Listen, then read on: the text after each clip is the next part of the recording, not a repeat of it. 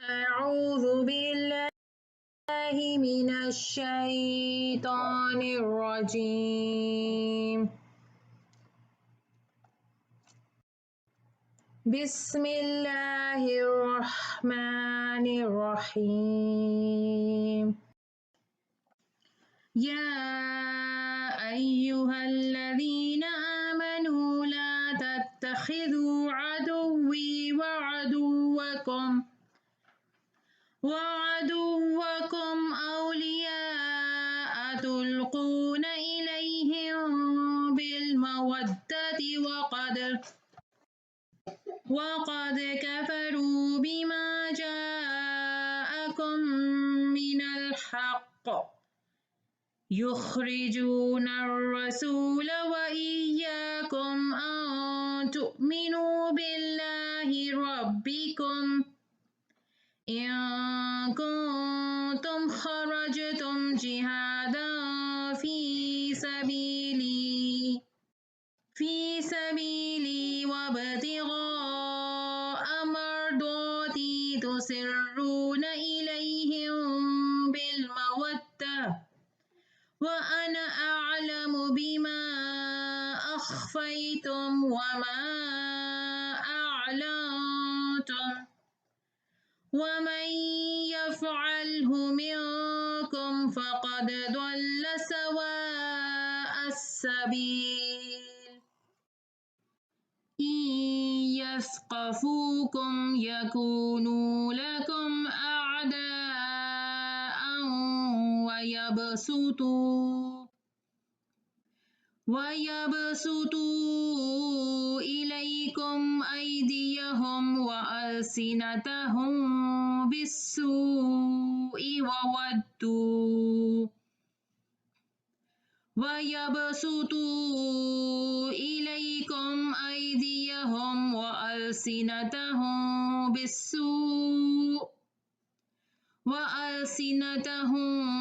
بالسوء وودوا لو تكفرون. لن تنفعكم أرحامكم ولا أولادكم يوم القيامة يفصل بينكم والله بما تعملون بصير.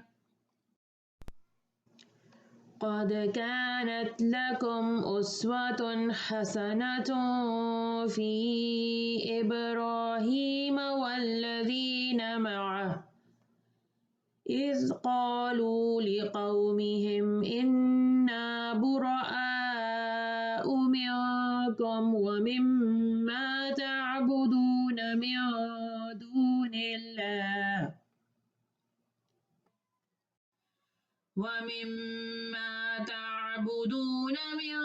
دون الله كفرنا بكم وبدا بيننا وبينكم العداوة والبغضاء أبدا حتى تؤمنوا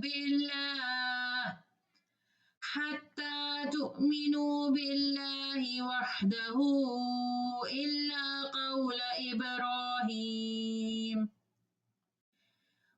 إبراهيم لأبيه لأستغفرن لك وما أملك لك من الله من شيء ربنا عليك توكلنا وإليك أنبنا وإليك المصير. ربنا لا تجعلنا فتنة للذين كفروا واغفر لنا ربنا إنك أنت العزيز الحكيم. لقد كان لكم فيهم أسوة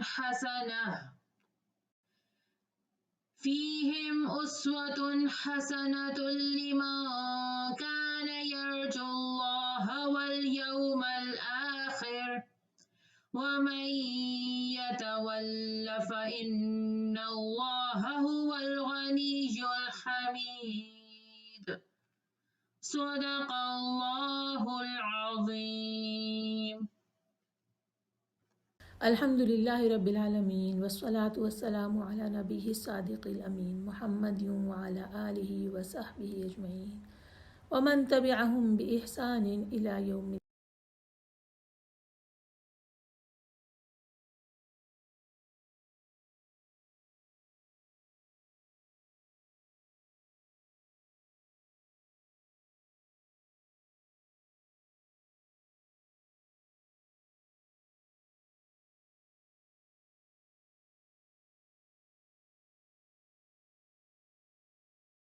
اس صورت کی آیت نمبر 10 میں حکم دیا گیا کہ جو عورتیں ہجرت کر کے آئیں اور مسلمان ہونے کا دعویٰ کریں ان کا امتحان لیا جائے۔ الممتحنہ کے معنی ہیں وہ عورت جس کا امتحان لیا جائے، اور اس کو سورہ الممتحنہ بھی کہا گیا ہے۔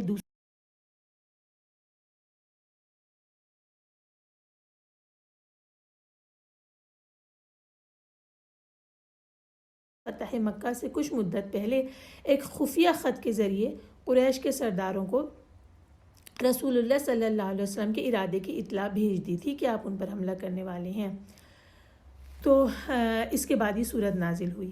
اچھا، دوسرا معاملہ ان مسلمان عورتوں کا جو صلح حدیبیہ کے بعد مکے سے ہجرت کر کے مدینہ آئی تھی، تو ان کے بارے میں سوال پیدا ہوا کہ صلح کی جو شرائط ہیں ان کی روح سے مسلمان مرد اگر آئیں گے تو انہیں کافروں کے حوالے کر دیا جائے گا، تو کیا عورتوں کے لیے بھی یہی معاملہ ہے کہ نہیں ہے؟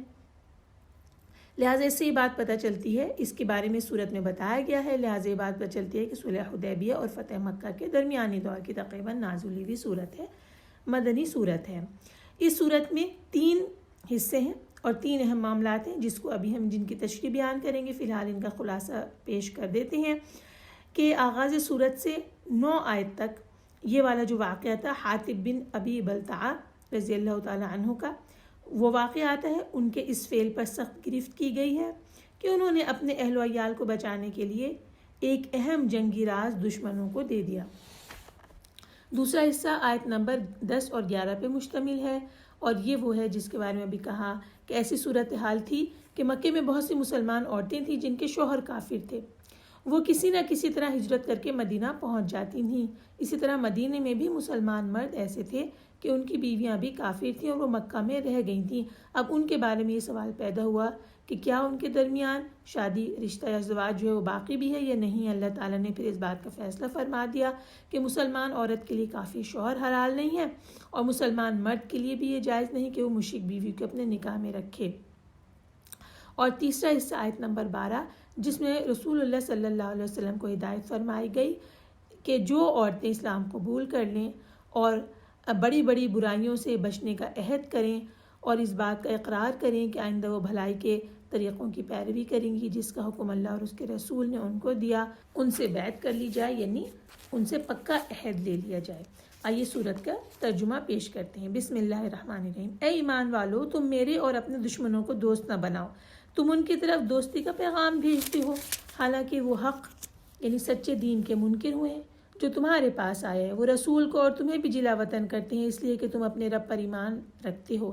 اگر تم میرے راستے میں نکلے ہو جہاد اور میری رضا ڈھونڈنے کے لیے تو کفار کو دوست نہ بناؤ، تم ان کو دوستی کا خفیہ پیغام بھیجتے ہو اور میں خوب جانتا ہوں جو تم چھپاتے ہو اور جو ظاہر کرتے ہو، اور تم میں سے جو کوئی ایسا کرے گا تو یقیناً وہ سیدھی راہ سے بھٹک گیا۔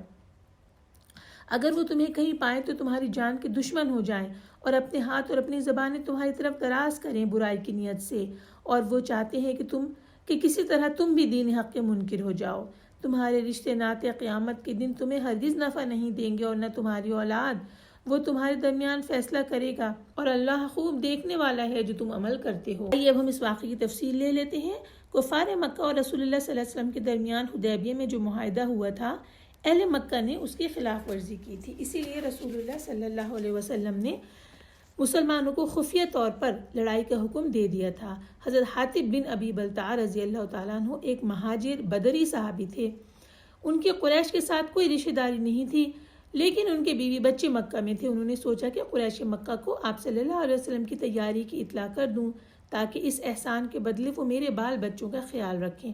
چنانچہ انہوں نے ایک عورت کے ذریعے سے یہ پیغام لکھ کر اہل مکہ کی طرف روانہ کر دیا۔ اس کی اطلاع وحی کے ذریعے رسول اللہ صلی اللہ علیہ وسلم کو دی گئی۔ چنانچہ آپ نے حضرت علی، حضرت مقداد اور حضرت زبیر رضی اللہ عنہم کو فرمایا کہ جاؤ اور فلاں جگہ پر ایک عورت ہوگی جو مکہ جا رہی ہوگی، اس کے پاس ایک رقعہ ہے یعنی کہ لیٹر ہے، وہ لے آؤ۔ چنانچہ وہ گئے اور اس سے یہ رقعہ لے آئے جو اس نے سر کے بالوں میں چھپا رکھا تھا۔ پھر رسول اللہ صلی اللہ علیہ وسلم نے حضرت حاتب سے پوچھا کہ یہ تم نے کیا کیا؟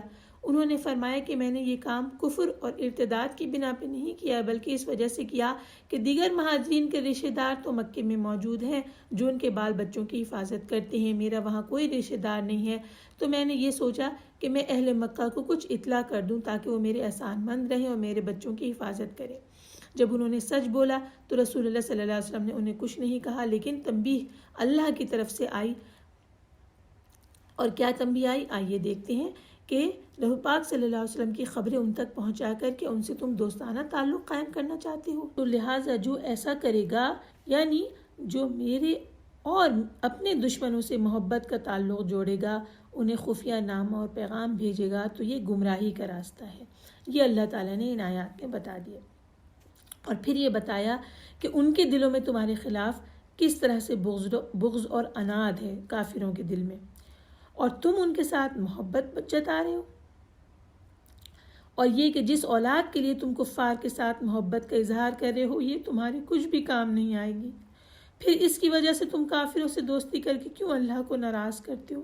قیامت والے دن جو چیز کام آئے گی وہ اللہ اور اس کے رسول کی اطاعت ہے، لہٰذا تم اس کا اہتمام کرو، یہ رشتہ داریاں تمہاری کسی کام نہیں آئیں گی۔ اور اب اسی بات کو سمجھانے کے لیے آگے کی آیات میں حضرت ابراہیم علیہ السلام کی مثال دی گئی ہے۔ آئیے اگلی آیات پڑھتے ہیں۔ بسم اللہ الرحمن الرحیم۔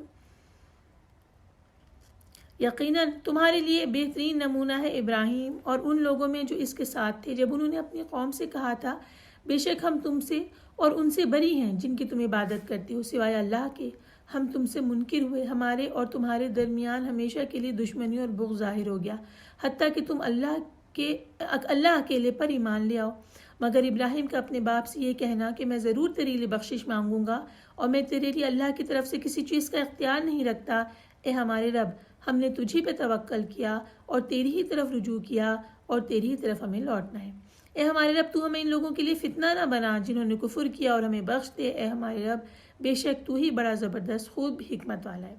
بلا شبہ تمہارے لیے ان میں بہترین نمونہ ہے اس شخص کے لیے جو اللہ سے ملنے اور یوم آخرت کی امید رکھتا ہو، اور جو کوئی حق سے منہ موڑے تو بے شک اللہ ہی بے پرواہ قابل تعریف ہے۔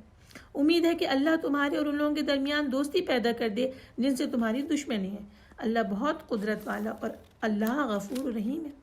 اللہ تمہیں ان لوگوں کی بابت نہیں روکتا جو تم سے دین پر نہیں لڑے اور انہوں نے تمہیں تمہارے گھروں سے نہیں نکالا کہ تم ان سے بھلائی کرو اور ان سے انصاف کرو، بے شک اللہ انصاف کرنے والوں کو پسند کرتا ہے۔ بے شک اللہ تو تمہیں ان لوگوں کی بابت روکتا ہے جو تم سے دین پر لڑے اور انہوں نے تمہیں تمہارے گھروں سے نکالا اور تمہارے نکالنے میں مدد کی کہ تم ان سے دوستی کرو، اور جو کوئی ان سے دوستی کرے تو وہی لوگ ظالم ہیں۔ اے ایمان والو جب تمہارے پاس مومن عورتیں ہجرت کر کے آئیں تو تم ان کا امتحان لو، اللہ ان کے ایمان کو خوب جانتا ہے۔ پھر اگر تم انہیں مومن جانو تو انہیں کفار کی طرف نہ لوٹاؤ، نہ وہ عورتیں ان کفار کے لیے حلال ہیں اور نہ وہ کفار ان عورتوں کے لیے حلال ہیں، اور تم ان کفار کو دو جو مہر انہوں نے خرچ کیا، اور تم پر کوئی گناہ نہیں کہ تم ان سے نکاح کر لو جب تم انہیں ان کے مہر دے دو، اور تم کافر عورتوں کی عصمتیں قبضے میں نہ رکھو اور مانگ لو جو مہر تم نے خرچ کیا، اور چاہیے کہ وہ یعنی کفار بھی مانگ لیں جو مہر انہوں نے خرچ کیا۔ یہ اللہ کا حکم ہے، وہ تمہارے درمیان فیصلہ کرتا ہے اور اللہ خوب جاننے والا خوب حکمت والا ہے۔ اور اگر کوئی تمہاری بیویاں تم سے کفار کی طرف چلی جائیں پھر تم کفار سے لڑو اور غنیمت ہاتھ لگے تو جن کی بیویاں چلی گئیں انہیں اس مہر کے برابر دے دو جو انہوں نے خرچ کیا، اور تم اللہ سے ڈرو جس پر تم ایمان رکھتے ہو۔ آیت نمبر 11 تک کا ترجمہ ہم نے پیش کیا۔ یہ تھوڑے مشکل احکامات ہیں، کوشش کرتے ہیں کہ ان کو 1 بائی 1 ہم لیتے ہیں۔ اس میں کیا بتایا گیا کہ اے ایمان والو جب تمہارے پاس مومن عورتیں ہجرت کر کے آئیں تو تم ان کا امتحان لے لو۔ سب سے پہلے یہ سمجھ لیجئے کہ معاہدہ حدیبیہ میں ایک شق یہ تھی کہ مکے سے کوئی مسلمانوں کے پاس چلا جائے تو اس کو واپس کرنا پڑے گا، لیکن اس میں مرد اور عورت کی کوئی صراحت نہیں تھی۔ احد لکھا ہوا تھا اور احد میں دونوں ہی شامل تھے۔ چنانچہ بعد میں بعض عورتیں مکہ سے ہجرت کر کے مدینے آ گئیں اور کافروں کی وہ بیویاں تھیں، تو کفار نے ان کی واپسی کا مطالبہ کیا۔ پھر اللہ تعالیٰ نے اس آیت میں مسلمانوں کی رہنمائی فرما دی اور یہ حکم دے دیا۔ اب پہلا اس حکم کا پہلا نقطہ اس میں یہ آ گیا کہ امتحان لو۔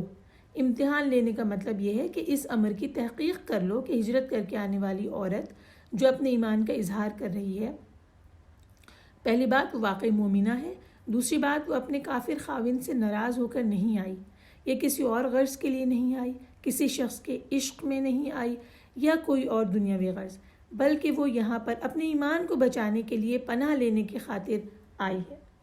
تو جب یہ بات پکی ہو جائے، تم اپنی تحقیق سے اس نتیجے پر پہنچ جاؤ کہ یہ واقعی مومنہ خاتون ہے، تو اب اس کے بعد حکم آ گیا تم انہیں کافروں کی طرف واپس نہ کرو، یہ ان کے لیے حلال نہیں اور نہ وہ ان کے لیے حلال ہیں۔ اب یہ قطعی حکم آ گیا کہ یہ انہیں ان کے کافر خاوندوں کے پاس واپس نہ بھیجنے کی وجہ اللہ نے بتائی کہ اب کوئی مومن عورت کسی کافر کے لیے حلال نہیں۔ ابتدائی اسلام میں یہ جائز تھا، چنانچہ رسول اللہ صلی اللہ علیہ وسلم کی صاحبزادی حضرت زینب کا نکاح ابو العاص بن ربیع کے ساتھ ہوا تھا، جبکہ وہ مسلمان نہیں تھے۔ حضرت زینب مسلمان ہو گئی تھیں، لیکن پھر اس آیت نے آئندہ کے لیے ایسا کرنے سے منع کر دیا۔ یہاں پر فرما دیا گیا کہ وہ ایک دوسرے کے لیے حلال نہیں، لہٰذا اب انہیں کافروں کے پاس واپس نہ لوٹاؤ۔ جس عورت کا شوہر مسلمان ہو جاتا تھا ان کا نکاح برقرار رکھا جاتا تھا، چاہے خاوند ہجرت کر کے آئے یا نہ آئے، مسلمان ہونے کی صورت میں ان کا نکاح برقرار رہے گا۔ اور اگر شوہر کافر ہی ہے تو پھر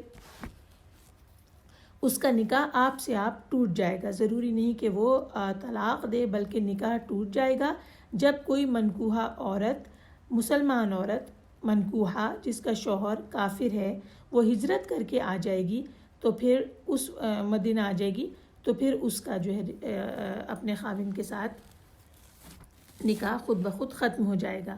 اگلی ٹکڑے کی طرف چلتے ہیں آیت کے، جس میں کیا کہا جا رہا ہے، اور جو خرچ ان کافروں کا ہوا ہو وہ انہیں ادا کر دو۔ اس سے مراد کیا ہے کہ ان کے کافر خاوندوں نے ان کو جو مہر ادا کیا ہے وہ اب مہر انہیں لوٹانا ہوگا، کیونکہ نکاح ختم کر دیا گیا ہے، ختم ہو گیا ہے، تو اب ان کا مہر لوٹانا ہوگا۔ آیت کے اگلے ٹکڑے کی طرف چلیں، ان عورتوں کو ان کے مہر دے کر ان سے نکاح کر لینے میں تم پر کوئی گناہ نہیں۔ اب یہ مسلمانوں کو کہا جا رہا ہے کہ یہ عورتیں جو ایمان کی خاطر کافر خاوندوں کو چھوڑ کر آ گئی ہیں، اب ان کا مہر، ان کو کافر شوہروں کو جو مہر ہے وہ لوٹا دیا گیا ہے، تو اب یہ عورتیں جو ہیں آزاد ہیں، انہیں تم اپنے نکاح میں لے سکتے ہو، بشرط یہ کہ ان کا حق مہر ادا کر دو، اور یہ نکاح بھی مسنون طریقے سے ہی ہوگا، یعنی کہ ایک تو یہ کہ عدت مکمل کروائی جائے گی عورت کی، عدت ختم ہونے کے بعد نکاح ہو سکتا ہے، پھر نکاح میں ولی کی اجازت ضروری ہے اور دو عادل گواہوں کی موجودگی ضروری ہے، جو مسنون نکاح کا طریقہ ہے اس کے ذریعے اس عورت کا نکاح ہوگا۔ آگے چلتے ہیں، پھر حکم یہ آ رہا ہے اور کافر عورتوں کی ناموس اپنے قبضے میں نہ رکھو۔ اس کے معنی لکھے ہوئے ہیں کہ عصمن عصمتن کی جمع ہے، اور اس سے مراد یہ ہے کہ عصمت عقد نکاح، مطلب یہ کہ اگر خاوند مسلمان ہو جائے اور بیوی کافر اور مشرک رہے تو ایسی مشرک عورت کو اپنے نکاح میں نہیں رکھو، یہ جائز نہیں، اسے مسلمان شوہر طلاق دے دے گا اور اپنے سے علیحدہ کر دے گا۔ چنانچہ اس حکم کے آنے کے بعد حضرت عمر نے اپنی 2 مشرک بیویوں کو اور حضرت طلحہ ابن عبید اللہ نے اپنی ایک بیوی کو طلاق دے دی تھی۔ اب آیت کا آخری ٹکڑا یہ کہہ رہا ہے کہ اور جو کچھ تم نے خرچ کیا ہو وہ مانگ لو، اور جو کچھ ان کافروں نے خرچ کیا ہو وہ بھی مانگ لے، یہ اللہ کا فیصلہ ہے جو تمہارے درمیان کر رہا ہے۔ مفسرین نے لکھا ہے کہ اس کی وجہ وہ معاہدہ تھا جو اس وقت ان کے درمیان تھا، اور یہ بات اس طرح ہے کہ وہ عورتیں جو کفر پر قائم رہنے کی وجہ سے کافروں کے پاس چلی گئی ہیں، تو مسلمان شوہر ان کافروں سے مانگے جو کچھ کہ ان عورتوں پہ انہوں نے خرچ کیا، اور وہ عورتیں جو مسلمان ہو کر ہجرت کر کے مدینے آ گئی ہیں، ان پر جو کافر شوہروں نے خرچ کیا ہے وہ کافر ان مسلمانوں سے مانگ لیں۔ یہ ایک باہمی معاہدے کے روح سے یہ ہو رہا ہے۔ ان آیات کی اس سے زیادہ تفصیل میں ہم نہیں جائیں گے، کیونکہ یہ فقہی معاملات ہیں جس پر ہمارا علم بہت کم ہے۔ آیات کے اگلے مجموعے کی طرف چلتے ہیں۔ بسم اللہ الرحمن الرحیم۔ اے نبی، جب آپ کے پاس مومن عورتیں آئیں اور وہ آپ سے ان امور پر بیعت کریں کہ اللہ کے ساتھ کسی کو شریک نہیں ٹھہرائیں گی، اور نہ چوری کریں گی، اور نہ زنا کریں گی، اور نہ اپنی اولاد کو قتل کریں گی، اور نہ بہتان لگائیں گی جو اپنے ہاتھوں اور پاؤں کے سامنے گھڑ لیں، اور نہ نیک کام میں آپ کی نافرمانی کریں گی، تو آپ ان سے بیعت لے لیں اور ان کے لیے اللہ سے مغفرت مانگے، بے شک اللہ غفور و رحیم ہے۔ اے ایمان والو، تم اس قوم سے دوستی نہ کرو جن پر اللہ نے غضب نازل کیا، وہ آخرت سے مایوس ہو گئے ہیں جیسے کفار قبروں والوں کے جی اٹھنے سے مایوس ہو گئے۔ ابھی ان آیات میں اس بیعت کا ذکر ہے جب عورتیں ہجرت کر کے آتی۔ صحیح بخاری میں تفسیر سورہ ممتحنہ میں یہ لکھا گیا ہے، فتح مکہ والے دن بھی آپ صلی اللہ علیہ وسلم نے قریش کی عورتوں سے بیعت لی تھی۔ بیعت لیتے وقت آپ صلی اللہ علیہ وسلم صرف زبان سے عہد لیتے تھے، کسی عورت کے ہاتھ کو آپ صلی اللہ علیہ وسلم نہیں چھوتے تھے۔ مردوں سے بیعت لینے کا طریقہ یہ تھا کہ ہاتھ پہ ہاتھ رکھا جاتا اور زبان سے الفاظ کہے جاتے، لیکن خواتین سے بیعت اس طرح کرتے تھے کہ صرف زبانی کرتے۔ حضرت عائشہ فرماتی ہیں کہ اللہ کی قسم، بیعت میں نبی کریم صلی اللہ علیہ وسلم کے ہاتھ نے کبھی کسی عورت کے ہاتھ کو نہیں چھوا۔ بیعت کرتے وقت آپ صلی اللہ علیہ وسلم صرف یہ فرماتے کہ میں نے ان باتوں پر تجھ سے بیعت لی۔ صحیح البخاری میں یہ موجود ہے۔ بیعت میں آپ صلی اللہ علیہ وسلم یہ عہد بھی عورتوں سے لیتے کہ وہ نوحہ نہیں کریں گی۔ نوحہ کا مطلب ہوتا ہے کسی کے مرنے پر رونا پیٹنا، گریبان چاک کرنا اور دیگر کام کرنا۔ دوبارہ میں حدیث کے الفاظ پہ آتی ہوں۔ بیعت میں آپ صلی اللہ علیہ وسلم یہ عہد بھی عورتوں سے لیتے تھے کہ وہ نوحہ نہیں کریں گی، گریبان چاک نہیں کریں گی، سر کے بال نہیں نوچیں گی اور جاہلیت کی طرح بین نہیں کریں گی۔ حدیث کے الفاظ یہاں ختم ہوتے ہیں۔ اب یہ دیکھیے کہ جو بیعت لی جا رہی ہے اس کو ذرا سمجھ لیتے ہیں۔ اللہ کے ساتھ کسی کو شریک نہیں کریں گی، ہم سب عورتوں کے لیے یہ اہم ترین باتیں ہیں۔ چوری نہیں کریں گی، زنا نہیں کریں گی، اپنی اولاد کو قتل نہیں کریں گی، اپنے ہاتھ پاؤں کے آگے کوئی بہتان گھڑ کر نہ لائیں گی۔ آئیے اس کی تشریح دیکھتے ہیں کہ بہتان گھڑ کے لانے کا مطلب کیا ہے۔ اس سے دو قسم کے بہتان مراد ہیں۔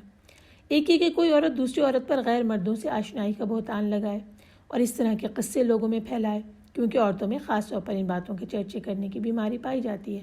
دوسرا یہ کہ ایک عورت بچہ تو کسی کا پیدا کرے اور شوہر کو یقین دلائے کہ یہ تیرا ہی ہے۔ ابو داؤد میں حضرت ابو ہریرہ کی روایت ہے کہ انہوں نے رسول اللہ صلی اللہ علیہ وسلم کو یہ فرماتے ہوئے سنا کہ جو عورت کسی خاندان میں کوئی ایسا بچہ گھسا لائے جو اس خاندان کا نہیں ہے، اس کا اللہ سے کوئی واسطہ نہیں اور اللہ اسے کبھی جنت میں داخل نہ کرے گا۔ تو یہ بھی بہتان کے اندر آ جاتا ہے کہ بچہ جو ہے وہ کسی اور کا ہے اور وہ بہتان لگا رہی ہے اس کا اپنے شوہر پر کہ یہ تیرا بچہ ہے۔ اور آخری اس کا ٹکڑا یہ ہے وَلَا يَعْصِينَكَ فِي مَعْرُوف، اور نہ وہ کسی معروف کام میں آپ کی نافرمانی کریں گی، یعنی ان نیک کاموں میں جس کا آپ صلی اللہ علیہ وسلم انہیں حکم دیں گے اور ان برے کاموں میں جن سے آپ انہیں منع کریں گے وہ نافرمانی نہیں کریں گی۔ آخری آیت جو ہے اس میں پھر وہی بات دہرائی جا رہی ہے کہ ان لوگوں کو دوست نہ بناؤ جن پر اللہ نے غضب فرمایا، یعنی یہود و نصارہ اور ان تمام کفار سے دوستی نہ کرو جن سے اللہ تعالیٰ غصے ہوا، جن پر اللہ نے لعنت فرمائی اور جو اللہ تعالیٰ کی طرف سے لعنت اور پھٹکار کے مستحق قرار پائے۔ صدق اللہ العظیم۔ اب ہم قرآن پاک کی 61ویں سورت کی طرف چلتے ہیں جو سورہ الصف ہے، اور سورہ الصف بھی مدنی سورت ہے اور غالباً جنگ احد کے زمانے میں نازل ہوئی۔ اس سورت کا خلاصہ اس طرح سے ہے کہ مسلمانوں کو ایمان میں اخلاص اختیار کرنے اور اللہ کی راہ میں جان لڑانے کے اوپر ابھارا گیا ہے۔ اس کے بعد موسیٰ علیہ السلام کا ذکر ہے اور مسلمانوں کو تنبیہ کی گئی ہے کہ اپنے رسول اور اپنے دین کے ساتھ تمہاری روش وہ نہ ہونی چاہیے جو موسیٰ علیہ السلام اور عیسیٰ علیہ السلام کے ساتھ بنی اسرائیل نے اختیار کی۔ پھر آگے یہ بتایا گیا ہے کہ یہود و نصارہ اور ان کے ساتھ ساز باز رکھنے والے منافقین اللہ کے اس نور کو بجھانے کی چاہے کتنی ہی کوشش کر لیں، یہ پوری آب و تاب کے ساتھ دنیا میں پھیل کر رہے گا۔ اور اس کے بعد اہل ایمان کو بتایا گیا ہے کہ دنیا اور آخرت میں کامیابی کی راہ صرف ایک ہے، اور وہ یہ ہے کہ اللہ اور اس کے رسول پر سچے دل سے ایمان لاؤ اور اللہ کی راہ میں جان اور مال سے جہاد کرو۔ اور آخر میں اہل ایمان کو تلقین کی گئی ہے کہ جس طرح عیسیٰ علیہ السلام کے حواریوں نے اللہ کی راہ میں ان کا ساتھ دیا تھا اور کہا تھا کہ نحن انصار اللہ، تو اسی طرح تم بھی انصار اللہ بنو، تاکہ کافروں کے مقابلے میں ان کو بھی اسی طرح اللہ کی تائید حاصل ہو جس طرح پہلے ایمان لانے والوں کو حاصل ہوئی تھی۔ آئیے اب ہم سورت کے ترجمے کی طرف چلتے ہیں۔ سورہ الصف۔ بسم اللہ الرحمن الرحیم۔ اللہ کی تسبیح کرتی ہے جو چیز آسمانوں میں اور جو زمین میں ہے، اور وہ بڑا زبردست خوب حکمت والا ہے۔ اے ایمان والو، تم وہ بات کیوں کہتے ہو جو تم کرتے نہیں؟ اللہ کے ہاں بڑی ناراضی ہے کہ تم وہ بات کہو جو تم کرتے نہیں۔ بے شک اللہ ان لوگوں کو پسند کرتا ہے جو اس کی راہ میں صفیں باندھے لڑتے ہیں، گویا وہ سیسا پلائی ہوئی عمارت ہے۔ اور جب موسیٰ نے اپنی قوم سے کہا، اے میری قوم، تم مجھے ایذا کیوں دیتے ہو، حالانکہ تم جانتے ہو کہ بلا شبہ میں تمہاری طرف اللہ کا رسول ہوں۔ پھر جب وہ ٹیڑھے ہو گئے تو اللہ نے ان کے دل ٹیڑھے کر دیے، اور اللہ نافرمان لوگوں کو ہدایت نہیں دیتا۔ اور جب عیسیٰ بن مریم نے کہا، اے بنی اسرائیل، بے شک میں تمہاری طرف اللہ کا رسول ہوں، تصدیق کرنے والا ہوں اس کتاب تورات کی جو مجھ سے پہلے ہے، اور ایک رسول کی بشارت دینے والا ہوں جو میرے بعد آئے گا، اس کا نام احمد ہوگا۔ پھر جب وہ رسول ان کے پاس کھلی نشانیوں کے ساتھ آیا تو وہ بولے، یہ تو کھلا جادو ہے، اور اس شخص سے زیادہ ظالم کون ہے جو اللہ پر جھوٹ گھڑے، حالانکہ اسے اسلام کی طرف بلایا جاتا ہے، اور اللہ ظالم لوگوں کو ہدایت نہیں دیتا۔ وہ چاہتے ہیں کہ اللہ کا نور اپنے منہ سے بجھا دیں، جبکہ اللہ اپنا نور پورا کرنے والا ہے، اگرچہ کافر ناپسند ہی کریں۔ وہی ہے جس نے اپنا رسول ہدایت اور دین حق کے ساتھ بھیجا تاکہ وہ اسے تمام دینوں پر غالب کرے، اگرچہ مشرک ناپسند ہی کریں۔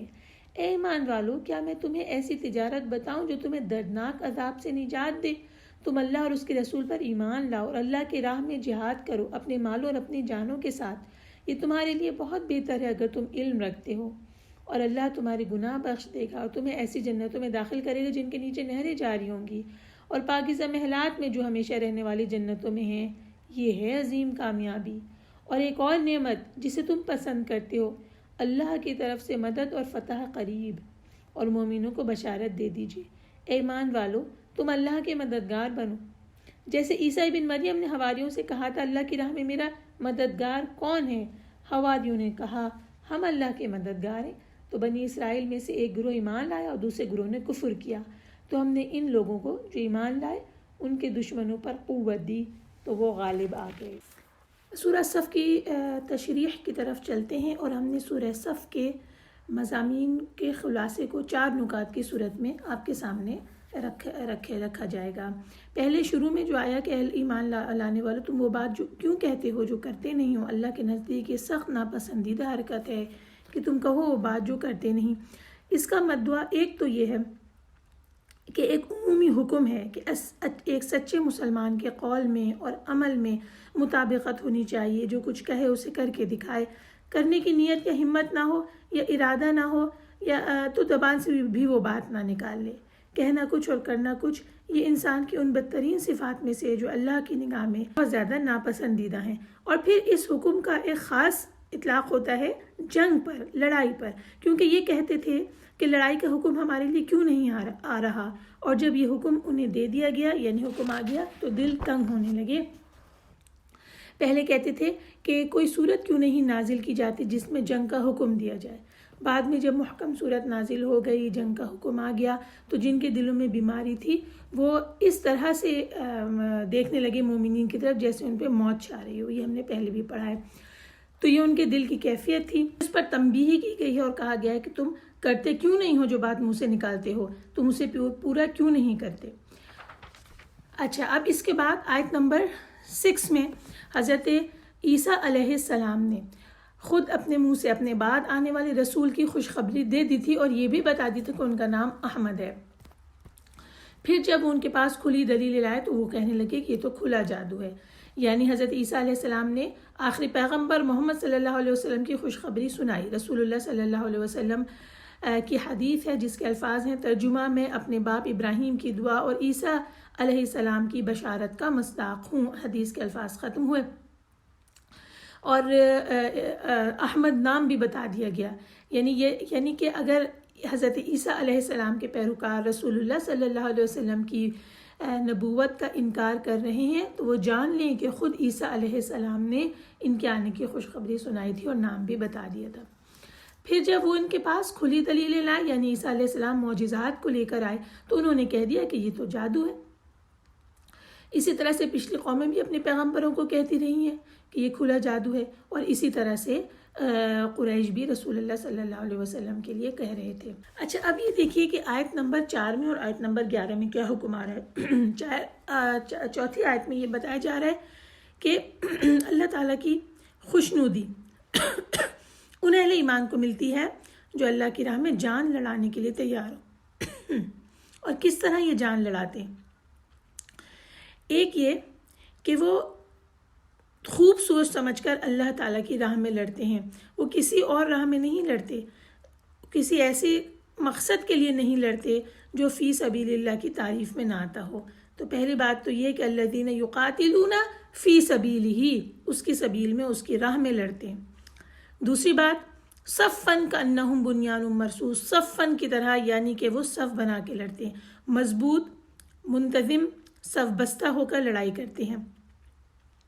اور تیسری بات یہ کہ ان کی قوت ایسی ہوتی ہے، اخوت ایسی ہوتی ہے جیسا سیسا پلائی ہوئی دیوار، بہت مضبوط دیوار، اور کس انداز میں وہ دشمنوں کے ساتھ جا کے لڑتے ہیں۔ آیت نمبر 11 میں یہ بات کہی جا رہی ہے کہ اللہ پر ایمان لاؤ، رسول کے اوپر ایمان لاؤ، اور اللہ کی راہ میں اپنے مالوں اور اپنی جانوں سے جہاد کرو، یہ بہتر ہے۔ اور یہ وہ تجارت ہے جو تمہیں عذاب علیم سے بچا دے گی۔ تجارت کیا ہوتی ہے؟ بزنس کیا ہوتا ہے؟ بزنس ایک ایسی عمل ہوتا ہے جس میں آدمی اپنا مال، اپنا وقت، اپنی محنت، ذہانت، قابلیت، یہ سب کچھ کھپاتا ہے۔ ہم سب جانتے ہیں کہ دنیا میں اسی طرح تجارت فروغ پاتی ہے، اسی سے نفع ملتا ہے۔ اسی لحاظ سے یہاں ایمان اور جہاد فی سبیل اللہ کو تجارت کہا گیا ہے۔ جو بھی مومن سوچ سمجھ کر اس تجارت کو اختیار کرے گا تو وہ اللہ تعالیٰ کے راستے میں اپنا وقت، اپنا مال، اپنی محنت، اپنی ذہانت، اپنی قابلیت، اور پھر اس سے آگے بڑھ کر جب وقت آئے گا تو سب مومنین مل کر اپنی جو جد و جہد ہے، جو ہتھیار بند جد و جہد ہے، وہ بھی اسی راہ میں لگائیں گے جس کے بارے میں پیچھے ہم نے پڑھا کہ صف بنا کر لڑیں گے، گویا سیسا پلائی ہوئی دیواریں، یہ سب اس جہاد میں لگا دیں گے۔ اس کا نتیجہ کیا ہوگا؟ وہ نفع حاصل ہوگا جو اب یہاں پہ بیان کیا جا رہا ہے کہ اللہ تعالیٰ تمہارے گناہ معاف کر دے گا، تم کو ایسے باغوں میں داخل کرے گا جن کے نیچے نہریں بہتی ہوں گی، اور ابدی قیام کی جنتوں بہترین گھر تمہیں عطا فرمائے گا۔ ذالک الفوز العظیم، اور یہی فوز العظیم ہے، بڑی کامیابی ہے، یہ تو مل جائے گی۔ وَأُخْرَى تُحِبُّونَهَا، اور دوسری بھی ملے گی جو تمہیں بہت عزیز ہے، جو تم چاہتے ہو کہ تمہیں ملے، نصر من اللہ وفتح قریب۔ اب یہ دنیا میں فتح اور کامرانی ہے، یہ بھی اللہ تعالیٰ کی ایک بہت بڑی نعمت ہے، اور مومن کا دل چاہتا ہے کہ اسے سامنے ہی اپنی یہ فتح ملے، آنکھوں کے سامنے، لیکن مومن کے لیے اصل اہمیت کی چیز آخرت کی کامیابی ہے۔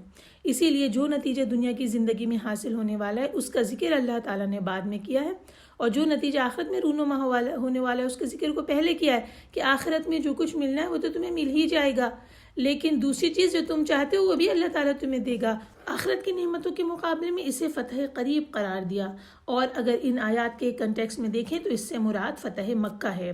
کچھ لوگوں نے یہ کہا کہ فارس اور روم کی عظیم الشان سلطنتیں، ان پر جب مسلمانوں نے غلبہ حاصل کیا تو اس کو فتح قریب کہا گیا، جو خلافت راشدہ میں مسلمانوں کو حاصل ہوا۔ اور اب ہم آیات کے آخری ٹکڑے کی طرف آتے ہیں اور چوتھے پوائنٹ کی طرف آتے ہیں جو اس صورت کے خلاصہ میں ہم نے تیار کیا ہے کہ اللہ تعالیٰ اپنے مومن بندوں کو حکم دیتے ہوئے فرماتے ہیں کہ وہ اللہ کے مددگار بن جائیں، اور اس حکم کو اسی طرح سے قبول کریں جس طرح سے حضرت عیسیٰ کے حواریوں نے قبول کر لیا تھا۔ حضرت عیسیٰ نے کہا تھا من انصاری اللہ، بھلا کون ہے جو اللہ کی طرف بلانے میں میرے مددگار ہو، یعنی اللہ کی طرف دعوت دینے میں۔ قال الحواریون، تو انہوں نے یہ کہا نحن انصار اللہ، ہم اللہ کے مددگار ہیں، جو دین دے کر آپ کو بھیجا گیا اس میں ہم آپ کے مددگار ہیں۔ پھر حضرت عیسیٰ علیہ السلام نے ان حواریین کو بلاد شام میں اسرائیلیوں اور یونانیوں کی طرف اللہ کے دین کا داعی بنا کر بھیجا تھا۔ اسی طرح رسول پاک صلی اللہ علیہ وسلم ایام حج میں فرمایا کرتے تھے، اس کا ترجمہ ہے کون ہے جو مجھے ٹھکانہ دے تاکہ میں اپنے رب کے پیغام کو پہنچا دوں؟ قریش نے مجھے اپنے رب کا پیغام پہنچانے سے منع کر دیا ہے۔ یہ وہ وقت تھا جب کہ مکہ میں رسول اللہ صلی اللہ علیہ وسلم اور مومنین پہ زندگی تنگ کر دی گئی تھی، تو رسول اللہ صلی اللہ علیہ وسلم ایک ایک جو قافلہ آتا تھا، قبیلے آتے تھے، ان کے پاس جاتے تھے اور ان سے جا کر یہ بات کہتے تھے کہ کون ہے جو مجھے ٹھکانہ دے۔ پھر آپ دیکھیے کہ اللہ تعالیٰ نے کسے یہ سعادت بخشی، انصار اللہ بننے کا اللہ نے شرف کسے عطا کیا؟ اہل مدینہ کے اوس اور خزرج کے لوگوں کو توفیق عطا فرمائی، انہوں نے بیعت کی، نصرت اور اعانت کا وعدہ کیا پیارے نبی سے، اور عرض کی کہ اگر آپ ہجرت کر کے ان کے پاس آ جائیں تو وہ ہر طرح سے آپ کی مدد کریں گے اور آپ کا دفاع کریں گے۔ پھر رسول اللہ صلی اللہ علیہ وسلم نے صحابہ کرام کے سمیت ہجرت فرمائی تو انہوں نے اللہ تعالیٰ سے کی ہوئے عہد و پیمان کو پورا کر دیا۔ اللہ تعالیٰ نے اور اس کے رسول صلی اللہ علیہ وسلم نے ان کا نام انصار رکھا، تو جیسے حضرت عیسیٰ علیہ السلام کے حواریین تھے، انہوں نے کہا نحن انصار اللہ، تو اسی طرح سے مدینہ میں یہ تمام اصحاب تھے کہ انہوں نے رسول پاک صلی اللہ علیہ وسلم سے انصاریین ہونے کا خطاب حاصل کیا، رضی اللہ عنہم و ارضاہم۔ الحمدللہ سورہ الصف کا خلاصہ مکمل ہوتا ہے، اور اب ہم سورہ الجمعہ کی طرف چلتے ہیں۔ 62ویں سورت یعنی 62 سورت قرآن پاک کی، جو کہ مدنی ہے، اور دوسرا رکوع جس میں ہجرت کے بعد کے واقعہ ہے کہ نبی پاک صلی اللہ علیہ وسلم نے مدینہ طیبہ پہنچتے ہی 5ویں روز جمعہ قائم کر دیا تھا، جمعے کی صلاۃ ہو گئی تھی، اور اس رکوع کی آخری آیت میں جس واقعے کی طرف اشارہ ہے اس سے اندازہ ہوتا ہے کہ جمعہ کا سلسلہ قائم ہونے کے بعد یہ کہ قریبی زمانے میں ہی نازل ہونے والی صورت ہوگی، کیونکہ ابھی لوگوں کو جمعہ کے آداب کی پوری طرح تربیت نہیں ملی تھی، تو مدنی صورت ہے اور یہ مدینے میں آنے کے قریبی زمانے کی نازل شدہ لگتی ہے۔ اب آپ یہ دیکھیے کہ اس کی فضیلت کے لحاظ سے صحیح مسلم کتاب الجمعہ میں لکھا ہوا ہے کہ نبی کریم صلی اللہ علیہ وسلم جمعے کی نماز میں سورہ جمعہ اور منافقون پڑھا کرتے تھے۔ آئیے اب ہم لوگ ترجمے کی طرف چلتے ہیں۔ اعوذ باللہ من الشیطان الرجیم، بسم اللہ الرحمن الرحیم۔ اللہ کی تسبیح کرتی ہے جو چیز آسمانوں میں اور جو زمین میں ہے، وہ بادشاہ ہے، پاک ذات، زبردست، بہت حکمت والا، وہی ہے جس نے ان پڑھوں میں ایک رسول بھیجا، انہی میں سے وہ اس کی آیات ان پہ تلاوت کرتا ہے اور ان کا تزکیہ کرتا ہے اور انہیں کتاب و حکمت کی تعلیم دیتا ہے، اور اس سے پہلے تو وہ کھلی گمراہی میں پڑے تھے، اور انہی میں سے دوسرے لوگوں کے لیے بھی بھیجا جو ابھی تک ان کے ساتھ نہیں ملے، اور وہ زبردست خوب حکمت والا ہے۔ یہ اللہ کا فضل ہے، وہ جسے چاہتا ہے یہ فضل دیتا ہے، اور اللہ عظیم فضل والا ہے۔ ان لوگوں کی مثال جنہیں حامل تورات بنایا گیا، پھر وہ اسے نہ اٹھا پائے، اس گدھے کی سی ہے جو کتابیں اٹھاتا ہے۔ بری مثال ہے اس قوم کی جنہوں نے اللہ کی آیات کو جھٹلائے، اور اللہ ظالم قوم کو ہدایت نہیں دیتا۔ اے نبی کہہ دیجئے، اے لوگوں جو یہودی ہوئے ہو، اگر تم دعویٰ کرتے ہو کہ بے شک تم اللہ کے دوست ہو سب لوگوں کے سوا، تو موت کی تمنا کرو اگر تم سچے ہو، اور وہ کبھی یہ تمنا نہیں کریں گے بوجہ ان برے اعمال کے جو اپنے ہاتھوں آگے بھیج چکے ہیں، اور اللہ ظالموں کو خوب جانتا ہے۔ کہہ دیجئے بے شک موت جس سے تم فرار ہوتے ہو وہ تو یقیناً تمہیں ملنے والی ہے، پھر تم اس کی طرف لوٹائے جاؤ گے جو غیب اور حاضر کو جاننے والا ہے، پھر وہ تمہیں جتائے گا جو تم عمل کرتے تھے۔ اے ایمان والو، جب اذان دی جائے نماز کے لیے جمعے کے دن تو تم اللہ کے ذکر کی طرف دوڑو اور خرید و فروخت کرنا چھوڑ دو، یہ تمہارے لیے بہتر ہے اگر تم جانتے ہو۔ پھر جب نماز پوری ہو جائے تو تم زمین میں پھیل جاؤ اور اللہ کا فضل تلاش کرو اور اللہ کو کثرت سے یاد کرو، شاید تم فلاح پاؤ۔ اور اے نبی، جب وہ تجارت ہوتی یا کوئی تماشا دیکھتے ہیں تو اس کی طرف دوڑ پڑتے ہیں اور آپ کو کھڑا چھوڑ دیتے ہیں۔ کہہ دیجئے جو اللہ کے پاس ہے وہ تماشے اور سامان تجارت سے کہیں بہتر ہے، اور اللہ بہتر رزق دینے والا ہے۔ آئیے اب سورہ جمعہ کی تشریح اور اس کے خلاصے کی طرف چلتے ہیں۔ ہم نے 4 نکات کی صورت میں اس کا خلاصہ تیار کیا۔ سب سے ابتدا میں اللہ کی تسبیح کے بعد یہ بات آئی کہ اللہ نے امیوں میں سے یعنی ان پڑھ لوگوں میں سے ایک رسول ان کے اندر ہی سے اٹھایا جو انہوں اس کی آیات سناتا ہے، ان کی زندگی سنوارتا ہے اور ان کو کتاب اور حکمت کی تعلیم دیتا ہے۔ رسول پاک صلی اللہ علیہ وسلم کے منصب کی بات آ گئی اور پھر آگے یہ بتایا گیا کہ اس رسول کی بعثت ان دوسرے لوگوں کے لیے بھی ہے جو ابھی ان سے نہیں ملے ہیں۔ آئیے اس کی تشریح دیکھتے ہیں۔ اس سے پتہ چلا کہ رسول اللہ صلی اللہ علیہ وسلم کی جو رسالت ہے، جو نبوت ہے، وہ عرب قوم تک محدود نہیں ہے، بلکہ دنیا بھر کی ان دوسری قوموں اور ان نسلوں کے لیے بھی ہے جو ابھی آ کر اہل ایمان میں شامل نہیں ہوئی، لیکن بعد میں آئیں گی، یعنی قیامت تک آنے والی۔ اس کے بعد جو آیت آ رہی ہے بڑی سخت آیت ہے اور حاملین تورات کے لیے ہے، جنہیں تورات دی گئی تھی۔ جن لوگوں کو اللہ نے تورات کا حامل بنایا تھا مگر انہوں نے اس کا بار نہ اٹھایا، ان کی مثال اس گدھے کیجیے جس کسی ہے جس پر کتابیں لدی ہوئی ہوں۔ اس کے معنی مختلف تفاسیر سے آپ کے سامنے رکھتے ہیں۔ تفہیم القرآن میں لکھا ہوا ہے کہ اس کا عام معنی یہ ہے کہ جن لوگوں پر تورات کے علم و عمل اور اس کے مطابق دنیا کی ہدایت کا بار رکھا گیا تھا، انہوں نے اپنی ذمہ داری کو نہیں سمجھا اور نہ اس کا حق ادا کیا۔ اس طرح گدھے پر کتابیں لدی ہوئی ہوں اور وہ نہیں جانتا کہ اس کی پیٹھ پر کیا ہے، اسی طرح یہ تورات کو اپنے اوپر لادے ہوئے ہیں۔ اور پھر اس کا ایک خاص مطلب اس لحاظ سے بھی نکلتا ہے کہ اسی تورات میں ان کو صاف صاف بشارت دے دی گئی تھی نبی کے آنے کی، مگر انہوں نے معلوم ہوتے ہوئے بھی، نبی کو پہچانتے ہوئے بھی سب سے بڑھ کر اس کی مخالفت کی اور تورات کی تعلیم کے اس تقاضے کو پورا نہیں کیا۔ اس لحاظ سے بھی ان کی مثال اس گدھے کی سی جسے کچھ نہیں پتا کہ اس کی پیٹھ پر کیا لدا ہوا ہے، بلکہ ان کا حال گدھے سے بھی بدتر ہے، کیونکہ وہ تو سمجھ بوجھ ہی نہیں رکھتا، اس لیے وہ معذور ہے، مگر یہ سمجھ بوجھ رکھتے ہیں، کتاب کو پڑھتے ہیں، پڑھاتے ہیں، معنی سے واقف ہیں اور پہچان بھی گئے ہیں اچھی طرح سے نبی کو، پھر بھی یہ اس کی ہدایت سے انحراف کرتے ہیں، اس نبی کو ماننے سے انکار کرتے ہیں جو انہی کی کتاب کے روح سے سراسر حق پر ہے۔ تو گویا یہ جان بوجھ کر اللہ کی آیات کو جھٹلا رہے ہیں۔ دوسری جگہ تفسیر میں یہ بات اس طرح لکھی ہوئی ہے کہ ان کی مثال گدھے سے دی گئی ہے جو کہ یحملو اسفارا، کہ یہ اپنی پیٹھ پر اسفار اٹھائے ہوئے، اسفارن صفرن کی جمع ہے اور معنی ہے بڑی کتاب کے۔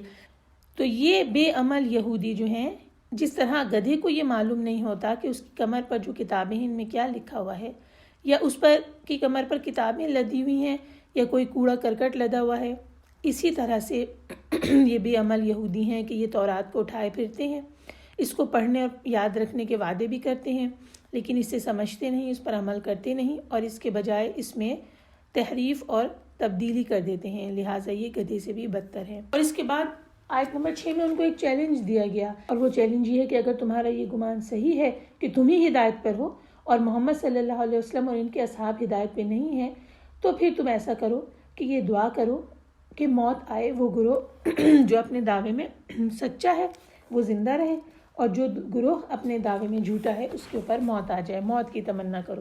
ظاہر ہے انہوں نے یہ تمنا نہیں کی، لیکن ہمیں حدیث سے پتہ چلتا ہے کہ اگر وہ یہ کرتے تو اس کا انجام کیا ہوتا۔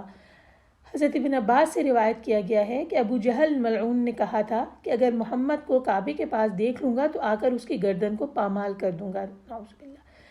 اس کی اس بات کو سننے کے بعد رسول اللہ صلی اللہ علیہ وسلم نے فرمایا، اس کا ترجمہ پیش کر رہی ہوں، اگر وہ ایسا کرتا تو اسے کھلم کھلا فرشتے پکڑ لیتے، اور اگر یہودی موت کی تمنا کرتے تو وہ فوراً مر جاتے اور جہنم میں اپنے ٹھکانے کو دیکھ لیتے، اور رسول اللہ صلی اللہ علیہ وسلم سے مباہلہ کرنے والے اگر مباہلے کے لیے نکل آتے تو اس طرح واپس جاتے کہ اہل و مال میں سے کسی کو بھی باقی نہ پاتے۔ یہ حدیث کے الفاظ ختم ہوتے ہیں۔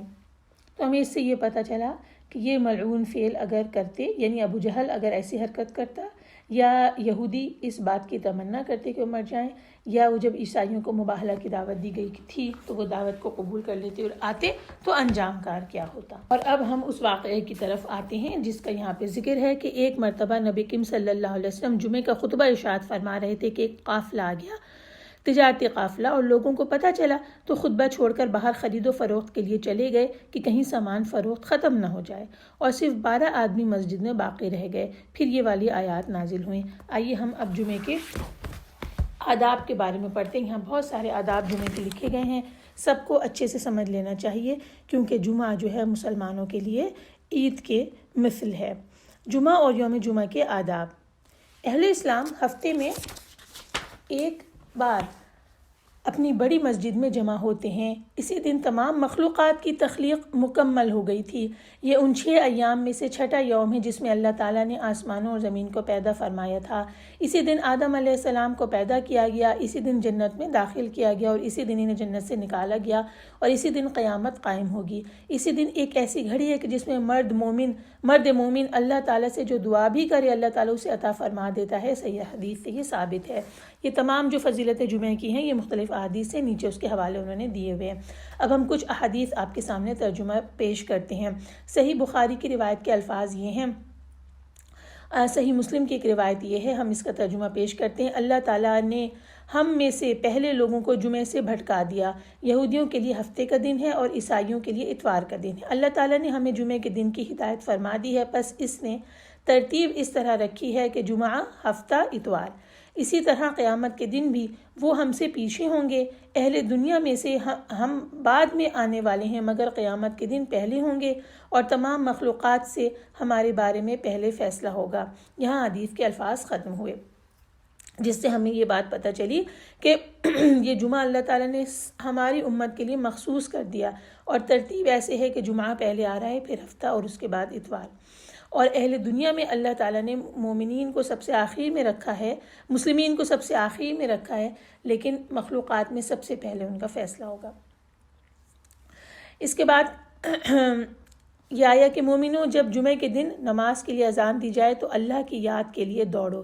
یہ جو حکم آیا ہے اس کے بارے میں لکھا گیا ہے کہ نماز جمعہ کے لیے جانے کے لیے خصوصی قصد اور اہتمام کرو۔ آیت کے الفاظ یہ ہیں فَاسْعَوْا إِلَىٰ ذِكْرِ اللَّهِ، کہ اللہ کے ذکر کے لیے سعی کرو۔ تو لکھا گیا ہے کہ یہاں سعی سے مراد تیز تیز چل کے جانا نہیں ہے، بلکہ مراد یہ ہے کہ خاص اہتمام کرو، کیونکہ ہمیں حدیث کے الفاظ پتہ چلتے ہیں کہ نبی پاک صلی اللہ علیہ وسلم نے فرمایا، ترجمہ، تم جب اقامت کو سنو تو نماز کی طرف چل پڑو اور سکینت اور وقار کو اختیار کرو اور تیز تیز نہ چلو۔ نماز کا جو حصہ پالو اسے پڑھو اور جو حصہ تم سے نکل جائے اسے مکمل کر لو۔ یہاں پہ حدیث کے الفاظ ختم ہوتے ہیں، بخاری کی روایت ہے، لہٰذا جب بھی کوئی نماز کے لیے جا رہا ہو تو سکینت اور وقار کے ساتھ چلے۔ اس سے یہ بات پتہ چلی کہ یہاں فَاسْعَوْا کے معنی ہیں سکینت اور وقار کے ساتھ آنا، اور دل، نیت اور خشوع کے لیے جلدی کرنا، یعنی تیاری میں جلدی کرنا، تیاری کے لیے تیزی دکھانا، اور پھر جب نماز کے لیے جا رہے ہوں تو اطمینان اور سکینت کے ساتھ جانا۔ اب آئیے ہم جمعے کے لیے غسل کی اہمیت دیکھتے ہیں۔ نماز جمعہ کے لیے آنے والے کے لیے مستحب ہے کہ وہ آنے سے پہلے غسل کر لے۔ صحیحین میں حضرت عبداللہ ابن عمر سے روایت ہے کہ رسول اللہ صلی اللہ علیہ وسلم نے فرمایا، اس کا ترجمہ ہے، جب تم میں سے کوئی جمعے کے لیے آئے تو غسل کر لے۔ صحیحین میں ہی حضرت ابو سعید سے روایت ہے کہ رسول اللہ صلی اللہ علیہ وسلم نے فرمایا، ترجمہ، ہر بالغ کے لیے جمعے کے دن غسل کرنا واجب ہے۔ حضرت ابو ہریرہ سے روایت ہے کہ رسول اللہ صلی اللہ علیہ وسلم نے فرمایا، ترجمہ، اللہ تعالیٰ کا ہر مسلمان پہ یہ حق ہے کہ وہ ہر 7 دنوں میں ایک بار غسل کرے اور اپنے سر اور جسم کو دھوئے۔ الفاظ یہاں ختم ہوتے ہیں۔ حضرت جابر سے روایت ہے کہ رسول اللہ صلی اللہ علیہ وسلم نے فرمایا، ترجمہ، ہر مسلمان شخص پر 7 دنوں میں سے ایک دن کا غسل فرض ہے اور وہ جمعے کا دن ہے۔ یہاں پہ الفاظ حدیث کے ختم ہوتے ہیں۔ حضرت ابو ہریرہ سے روایت ہے کہ رسول اللہ صلی اللہ علیہ وسلم نے فرمایا، ترجمہ، جو شخص جمعے کے دن غسل جنابت کی طرح غسل کرے پھر جلدی چلا جائے تو اس نے گویا اونٹ کی قربانی کی، جو دوسری گھڑی میں جائے اس نے گویا گائے کی قربانی کی، جو تیسری گھڑی میں جائے اس نے گویا سینگ والے مینڈھے کی قربانی کی، جو چوتھی گھڑی میں جائے اس نے گویا مرغی کی قربانی کی، جو 5ویں گھڑی میں جائے اس نے گویا انڈے کی قربانی کی، اور جب امام آ جائے تو فرشتے بھی خطبہ سننے کے لیے حاضر ہو جاتے ہیں۔ حدیث کے الفاظ یہاں ختم ہوتے ہیں اور اسے شیخین نے روایت کیا ہے۔ جمعے کے لیے آنے والے کے لیے یہ بھی مستحب ہے کہ وہ اچھے کپڑے پہنے، خوشبو لگائے، مسواک کرے اور طہارت، نظافت کا اہتمام کرے۔ رسول اللہ صلی اللہ علیہ وسلم نے فرمایا، اس کا ترجمہ ہے، جو شخص جمعے کے دن غسل کرے اگر موجود ہو تو اہل خانہ کی خوشبو استعمال کرے، اچھے کپڑے پہنے، پھر گھر سے نکل کر مسجد میں آئے، چاہے تو صلاۃ ادا کرے، کسی کو تکلیف نہ دے، پھر جب امام آ جائے تو خاموشی سے بیٹھ جائے حتیٰ کہ نماز سے فارغ ہو جائے، تو یہ ایک جمعے سے دوسرے جمعے تک کے لیے گناہوں کا کفارہ ہو جائے گا۔ یہاں حدیث کے الفاظ ختم ہوتے ہیں۔ اور آخری بات یہاں پر جو بتا دی گئی، جو خرید و فروخت کے لیے بھاگے تھے نا، تو یہاں پر یہ بھی آ گیا وَذَرُوا الْبَيْعَ، اور خرید و فروخت کو چھوڑ دو، یعنی کہ بتا دیے گئے کہ جب اذان ہو جائے تو خرید و فروخت ترک کر دو۔ اس وجہ سے علماء کا اس بات پر اتفاق ہے کہ جمعے کے دن جب دوسری اذان ہو جاتی ہے اس کے بعد خرید و فروخت حرام ہے۔ اچھا، اب اگر دل میں یہ بات آئے کہ خرید و فروخت کو چھوڑنے کی وجہ سے ہمارے کتنا نقصان ہو جائے گا، تو اللہ تعالیٰ نے بتا دیا، ذالکم خیر لکم ان کنتم تعلمون، اگر سمجھو تو تمہارے حق میں یہ بہتر ہے۔ یعنی یہ خرید و فروخت کو چھوڑ دینا، اللہ کے ذکر و نماز کی طرف متوجہ ہو جانا، نہ صرف آخرت کے لیے بلکہ یہ دنیا کے لیے بھی بہتر ہے اگر تم سمجھو۔ اور پھر اجازت دے دی، فَإِذَا قُضِيَتِ الصَّلَاةُ، جب تم فارغ ہو جاؤ صلاۃ سے، پھر کیا کرو، فانتشروا فی الارض وابتغوا من فضل اللہ، زمین میں تم پھیل جاؤ اور اللہ کا فضل تلاش کرو۔ یہ جو پابندی اللہ تعالیٰ نے لگائی تھی یہ صرف صلاح کے وقت تک کے لیے لگائی تھی، اور جمعے کے لیے جمع ہونے کا حکم دیا تو نماز سے فراغت کے بعد پھیل جانے کا بھی کہہ دیا، اور یہ بھی بتا دیا کہ اللہ کا فضل تلاش کرو، اس کی تمہیں اجازت دے دی گئی ہے۔ اور پھر یہ غلطی جو ہو گئی تھی مسلمانوں سے، اس کو کتنے پیارے انداز میں اللہ تعالیٰ نے آخری آیت میں ذکر کیا۔ اور اے نبی، جب وہ تجارت ہوتی ہے، کوئی تماشا ہوتے دیکھتے تو اس کی طرف دوڑ پڑتے ہیں اور آپ کو کھڑا چھوڑ جاتے ہیں۔ کہہ دیجئے جو اللہ کے پاس ہے وہ تماشے اور سامان تجارت سے کہیں بہتر ہے، اور اللہ سب رزق دینے والوں سے بہتر رزق دینے والا ہے۔ اس سے زیادہ بہترین نصیحت نہیں کی جا سکتی کہ جس چیز کے لیے نماز کو چھوڑ کر بھاگے ہو، اس سے زیادہ بہتر چیز اللہ تعالیٰ کے پاس موجود ہے۔ اور جس ذات کے اوپر رزق کے معاملے میں تم توکل کرو گے وہ تو رزق کے خزانوں کا مالک ہے، کیسے ہو سکتا ہے کہ تم اس کے حکم پہ عمل کرو اور وہ تم سے رزق تنگ کر دے؟ سبحان اللہ۔ اللہ تعالیٰ ہم سب کو عمل کی توفیق عطا فرمائے۔ الحمدللہ سورہ الجمعہ کی تفسیر مکمل ہوئی، اور اب ہم سورہ المنافقون کی طرف چلیں گے جو کہ قرآن پاک کی 63 سورت ہے، 63ویں سورت ہے۔ یہ سورت بھی مدنی سورت ہے، اور یہ سورت غزوہ بنی المصطلق سے رسول اللہ صلی اللہ علیہ وسلم کی واپسی پر دوران سفر نازل ہوئی ہے، یا مدینہ پہنچنے کے فوراً بعد نازل ہوئی ہے، اور غزوہ بنی المصطلق شعبان 6 ہجری میں واقع ہوا تھا۔ فیم القرآن میں اس سورت کے شروع کرنے سے پہلے اس کے دیباچے میں، اس کے تاریخی پس منظر میں مدینہ کے منافقین کی تاریخ لکھی گئی 8 صفحوں پہ تقریباً مشتمل ہے۔ میں اس کے بہت مختصر حوالوں کے ساتھ مختصر ترین آپ کے سامنے رکھوں گی، کیونکہ اس کو پڑھنے کے بعد ہی سورت کے معنی اچھی طرح ہماری سمجھ میں آ سکتے ہیں۔ بسم اللہ الرحمن الرحیم۔ مدینہ طیبہ میں رسول اللہ صلی اللہ علیہ وسلم کی تشریف آوری سے پہلے اوس اور خزرج کے قبیلے آپس کی خانہ جنگیوں سے تھک کر ایک شخص کی قیادت پر قریب متفق ہو چکے تھے، اور اس بات کی تیاریاں کر رہے تھے کہ اس کو اپنا بادشاہ بنا کر باقاعدہ اس کی تاج پوشی کی رسم ادا کر دیں۔ حتیٰ کہ تاج بنا بھی لیا گیا تھا، اور یہ جو شخص تھا یہ قبیلہ خزرج کا رئیس عبداللہ بن ابی بن سلول تھا۔ اب یہ زمانہ تھا جب کہ بیعت عقبہ ثانیہ واقع ہو گئی، اور مدینہ کے افراد رسول اللہ صلی اللہ علیہ وسلم کو مدینہ طیبہ تشریف لانے کی دعوت دینے لگے۔ اس وقت حضرت عباس بن عبادہ بن ندلہ انصاری اس دعوت کو اس مصلحت سے مؤخر کرنا چاہتے تھے، تھوڑا سا ڈیلے کرنا چاہتے تھے، اور چاہتے تھے کہ عبداللہ بن ابی بھی اس بیعت میں شریک ہو جائے تاکہ مدینہ بالاتفاق اسلام کا مرکز بن سکے، مگر ایسا نہیں ہو سکا۔ یہ شخص بیعت میں شریک نہیں ہوا اور بیعت ہو گئی، اور اس کے بعد رسول اللہ صلی اللہ علیہ وسلم مدینہ پہنچ گئے۔ جب پیارے نبی مدینہ پہنچے تو انصار کے ہر گھرانے میں اسلام اتنا پھیل چکا تھا کہ عبداللہ بن ابی بے بس ہو گیا، اور اس کو یہ بات صاف نظر آ گئی کہ اب اس کی سرداری بچائی نہیں جا سکتی، لہٰذا اپنی سرداری کو بچانے کے سوا اسے کوئی اور صورت نظر نہ آئی کہ وہ خود بھی مسلمان ہو جائے۔ چنانچہ وہ اپنے بہت سے حامیوں کے ساتھ اسلام میں داخل ہو گیا بظاہر، حالانکہ دل اس کے اور اس کے جو حامی تھے ان سب کے دل جل رہے تھے۔ خاص طور پر عبداللہ بن ابی کو اس بات کا سخت غم تھا کہ رسول اللہ صلی اللہ علیہ وسلم کے آنے سے اس کی بادشاہی چھین لی گئی ہے، لیکن اپنے اس دل کے حال کو چھپائے ہوئے یہ دکھلانے کے لیے یہ کیا کرتا کہ ہر جمعہ کو جب رسول اللہ صلی اللہ علیہ وسلم خطبہ ارشاد فرماتے تھے تو ان کے بیٹھنے سے پہلے یہ کھڑا ہو جاتا تھا اور کہتا، حضرات یہ اللہ کے رسول آپ کے درمیان موجود ہیں جن کی ذات سے اللہ نے آپ کو عزت اور شرف بخشا ہے، لہٰذا آپ ان کی تائید کریں اور جو کچھ یہ فرماتے ہیں اسے غور سے سنیں اور ان کی اطاعت کریں۔ یہ اس کی ظاہری کیفیت تھی، اور اندرونی کیفیت یہ تھی کہ منافق تھا۔ رفتہ رفتہ اس کا نفاق کھلتا چلا گیا، خاص طور پر جنگ احد کے موقع پر جب اس شخص نے صریح غداری کی اور عین وقت پر اپنے 300 ساتھیوں کو لے کر میدان جنگ سے الٹا واپس آ گیا۔ تو اس احد کے بعد سے مدینے کے عام مسلمانوں کو بھی یقین ہو گیا کہ یہ شخص منافق ہے، اور اس کے وہ ساتھی بھی پہچان لیے گئے جو واپس آ گئے تھے کہ یہ منافقت میں اس کے شریکہ کار تھے۔ اسی وجہ سے جنگ احد کے بعد جب پہلا جمعہ آیا اور پھر یہ شخص کھڑا ہوا اور تقریر کرنے کے لیے، تو لوگوں ہی نے خود اس کا دامن کھینچ لیا اور کہا کہ بیٹھ جاؤ، تم یہ باتیں کرنے کے اہل نہیں ہو۔ اور مدینہ میں یہ پہلا موقع تھا کہ اعلانیہ اس شخص کی تذلیل کی گئی۔ اس بات پر یہ غصے ہو گیا اور لوگوں کی گردنوں سے کودتا پھاندتا مسجد سے نکل گیا۔ مسجد کے دروازے پر کچھ صحابہ ملے، انہوں نے کہا کیا حرکت کر رہے ہو، واپس چلو اور رسول اللہ صلی اللہ علیہ وسلم سے استغفار کی درخواست کرو۔ اس نے بگڑ کے جواب دیا میں ان سے کوئی استغفار نہیں کرانا چاہتا۔ تو اس طرح اس کا نفاق کھلتا چلا گیا۔ پھر اور واقعات ہوئے جو اس میں لکھے گئے، لیکن ان سب کو میں اسکپ کر رہی ہوں اور میں غزوہ بنی المصطلق کی مہم تک پہنچتی ہوں، جو کہ سبب نزول ان آیات کا بنا۔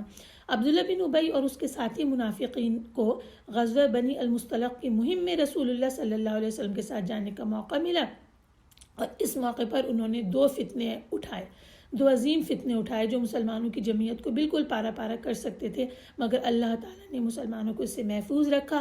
ان میں سے ایک فتنہ وہ تھا جو ہم نے سورہ نور میں تفصیلی پڑھا ہے، اور دوسرا عظیم فتنہ وہ جس کا اس صورت میں ذکر ہے۔ مفسرین نے اس کے بارے میں مختلف رائے دی ہے کہ یہ غزوہ بنی المصطلق کے موقع پہ ہوا، یا غزوہ بنی مریسیہ کے موقع ہوئے، یا غزوہ تبوک کے۔ بہرحال ہم اسے اس طرح پڑھ لیتے ہیں کہ ایک غزوہ میں ایسا ہوا کہ ایک مہاجر اور ایک انصاری کا جھگڑا ہو گیا۔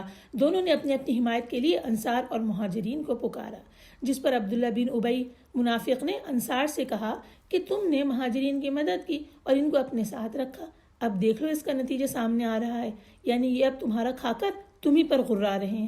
ان کا علاج تو یہ ہے کہ ان پہ خرچ کرنا بند کر دو، یہ اپنے آپ تتر بتر ہو جائیں گے۔ پھر اس کے بعد اس نے یہ بھی کہا کہ ہم میں سے جو عزت والے ہیں ان ذلیلوں کو مدینے سے باہر نکال دیں گے۔ حضرت زید بن ارقم رضی اللہ عنہ نے یہ کلمات سن لیے اور انہوں نے رسول اللہ صلی اللہ علیہ وسلم کو آ کر بتا دیے۔ یہ نوجوان تھے۔ رسول اللہ صلی اللہ علیہ وسلم نے عبداللہ بن ابی کو بلا کر پوچھا تو اس نے صاف انکار کر دیا۔ اس بات پہ حضرت زید بن ارقم کو سخت ملال ہوا، کیونکہ وہ چھوٹی عمر کے تھے، ان کی بات کو سچا نہیں سمجھا گیا، تو انہیں اس بات کے پر سخت غم ہوا۔ پھر انصار کے لوگوں نے بھی کہا کہ لڑکے کی بات شاید اسے وہم ہو گیا ہے، دوسرا شخص جو ہے وہ شیخ اور بزرگ ہے، اس کے مقابلے میں اس لڑکے کی بات کا اعتبار نہ کیجیے۔ کچھ قبیلے کے بزرگوں نے زید رضی اللہ عنہ کو بلا کر انہیں ملامت بھی کی، پھر وہ رنجیدہ ہو کر ایک جگہ بیٹھے رہے، مگر حضور صلی اللہ علیہ وسلم حضرت زید کو بھی جانتے تھے اور عبداللہ بن ابی کو بھی، اس لیے وہ اصل معاملے کو سمجھ گئے۔ حضرت عمر کو اس بات کا علم ہوا تو انہوں نے آ کے عرض کیا کہ مجھے اجازت دیجیے کہ اس منافق کی گردن اڑا دوں، یا اگر مجھے اجازت دینا مناسب نہیں فرماتے تو خود ہی انصار میں سے فلاں فلاں فلاں فلاں افراد کو حکم دیجیے کہ وہ اسے قتل کر دیں۔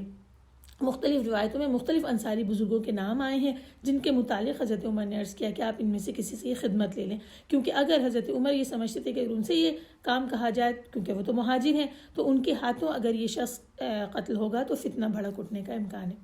اس ساری بات کے بعد رسول اللہ صلی اللہ علیہ وسلم نے فرمایا ایسا نہ کرو، لوگ کہیں گے کہ محمد اپنے ساتھیوں ہی کو قتل کر رہا ہے، تو انہوں نے اس چیز سے روک دیا۔ اچھا، قصہ مختصر یہ کہ اس کے بعد جب رستے میں واپس ہی آ رہے تھے یا ابھی مدینے ہی جب پہنچے تھے تو یہ آیات نازل ہو گئیں، اور اس میں یہ بات پتہ چل گئی کہ حضرت زید بن ارقم بالکل سچے تھے اور یہ الفاظ اس خبیث نے اپنے منہ سے نکالے تھے۔ اب یہ بات تمام انصار میں پھیل گئی اور ان میں ابن ابی کے خلاف سخت غصہ پیدا ہو گیا۔ لوگوں نے اس سے آ کر کہا جاؤ جا کے رسول اللہ صلی اللہ علیہ وسلم سے معافی مانگو، مگر اس نے تڑق کر جواب دیا کہ تم نے کہا کہ ان پر ایمان لے آؤ، میں ایمان لے آیا، تم نے کہا کہ اپنے مال کی زکوٰۃ دو، میں نے زکوٰۃ بھی دے دی، اب بس یہ کسر رہ گئی کہ میں محمد کو سجدہ کروں۔ ان باتوں سے اس کے خلاف مومنین کی ناراضگی اور زیادہ بڑھ گئی اور ہر طرف سے اس پر پھٹکار پڑنے لگی۔ جب یہ قافلہ مدینہ طیبہ میں داخل ہونے لگا تو عبداللہ بن ابی کے اپنے بیٹے جن کا نام بھی عبداللہ ہی تھا تلوار نکال کر باپ کے آگے کھڑے ہو گئے اور بولے تم نے کہا تھا کہ مدینہ واپس پہنچ کر عزت والا ذلیل کو نکال دے گا، اب تم کو معلوم ہو جائے گا کہ عزت تمہاری ہے، اللہ اور اس کے رسول کی، خدا کی قسم تم مدینے میں داخل نہیں ہو سکتے جب تک رسول اللہ صلی اللہ علیہ وسلم تم کو اجازت نہ دے۔ بیٹے کی اس بات پر ابن ابی چیخ اٹھا اور کہنے لگا خزرج کے لوگوں ذرا دیکھو، میرا بیٹا ہی مجھے مدینے میں داخل ہونے سے روک رہا ہے۔ اب وہاں پر مدینے کے داخلے پر یہ جھگڑا، داخلے کی جگہ پہ یہ جھگڑا ہو رہا ہے۔ یہ بات لوگوں نے رسول پاک صلی اللہ علیہ وسلم تک پہنچا دی۔ آپ صلی اللہ علیہ وسلم نے فرمایا تو عبداللہ سے کہو اپنے باپ کو گھر آنے دے، عبداللہ سے کہو اپنے باپ کو گھر آنے دے۔ عبداللہ نے کہا ان کا حکم ہے تو اب تم داخل ہو سکتے ہو۔ اس وقت رسول اللہ صلی اللہ علیہ وسلم نے حضرت عمر کو بلایا اور ان سے فرمایا کیوں عمر اب تمہارا کیا خیال ہے؟ جس وقت تم نے کہا تھا کہ مجھے اس کو قتل کرنے کی اجازت دیجیے، اس وقت اگر تم اسے قتل کر دیتے تو پھر بہت سی ناکیں پھر پھڑکنے لگتی. آج اگر میں اس کے قتل کا حکم دوں تو اسے قتل تک کیا جا سکتا ہے. حضرت عمر نے عرض کیا کہ اللہ کی قسم، اب مجھے معلوم ہو گیا کہ اللہ کے رسول کی بات میری بات سے زیادہ حکمت پر مبنی تھی. یہاں یہ وہ حالات تھے جن میں یہ صورت نازل ہوئی. اب ہم اس صورت کے ترجمے کی طرف چلتے ہیں اور اس کے بعد اس کا خلاصہ پیش کریں گے. اعوذ باللہ من الشیطان الرجیم، بسم اللہ الرحمن الرحیم.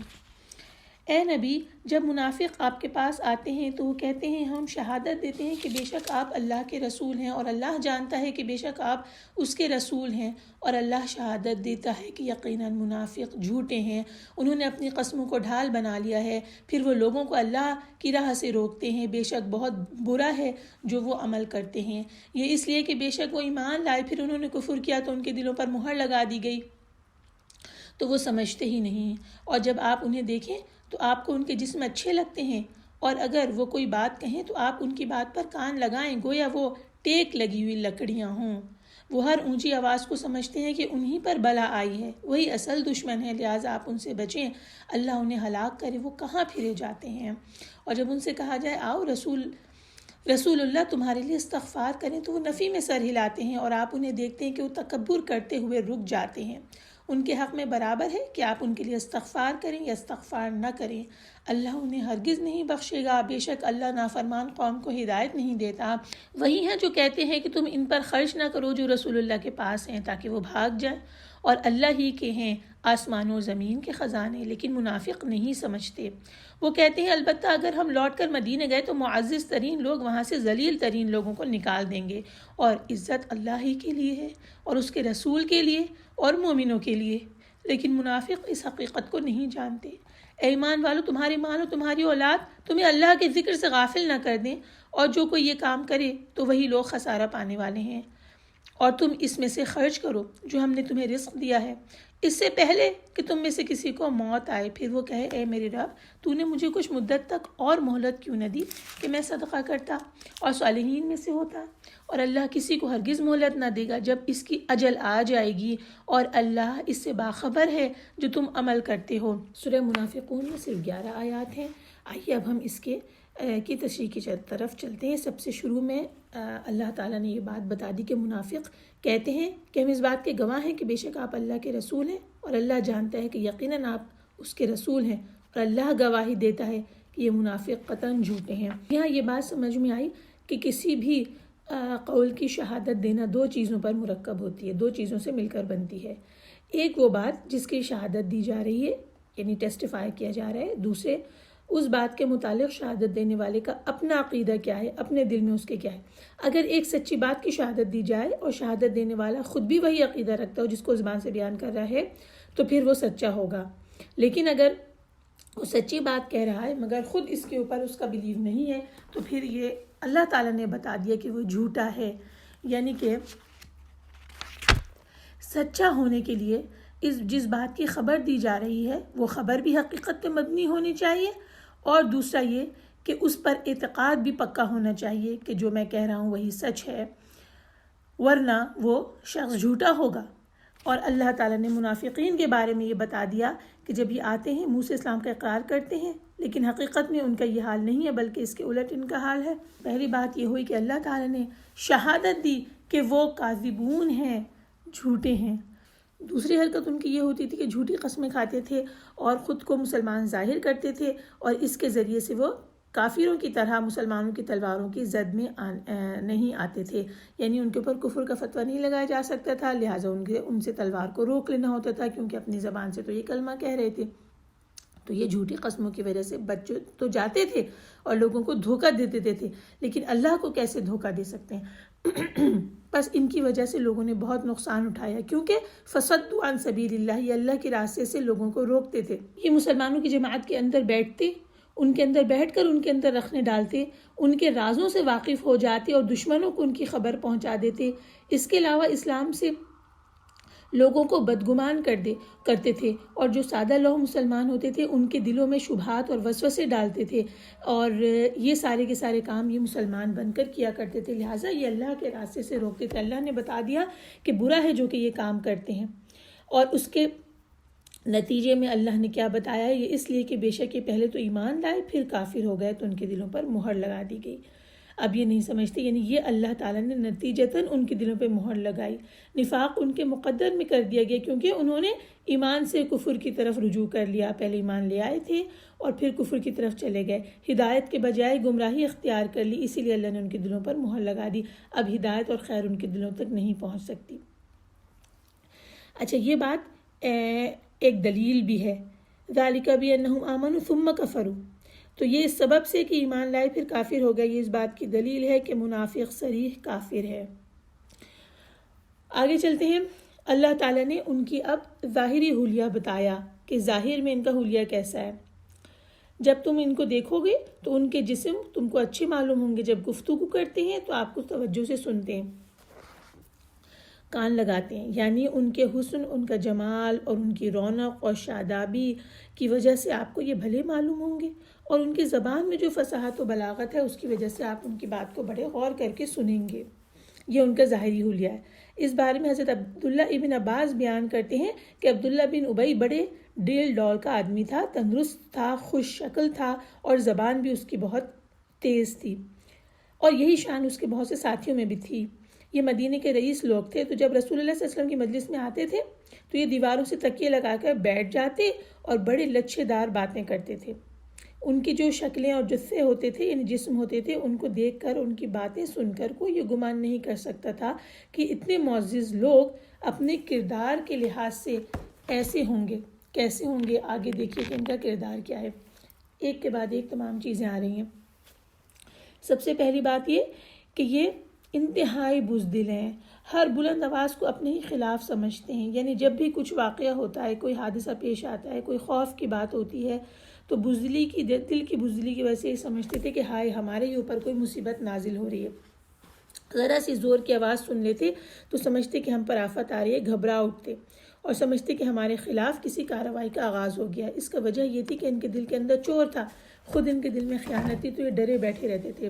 اللہ تعالیٰ نے ان کے ضمیر کی تصویر کھینچ کے ہمارے سامنے رکھ دی کہ ان کے دل کو یہ دھڑکا لگا رہتا کہ کب ان کے کا راز فاش نہ ہو جائے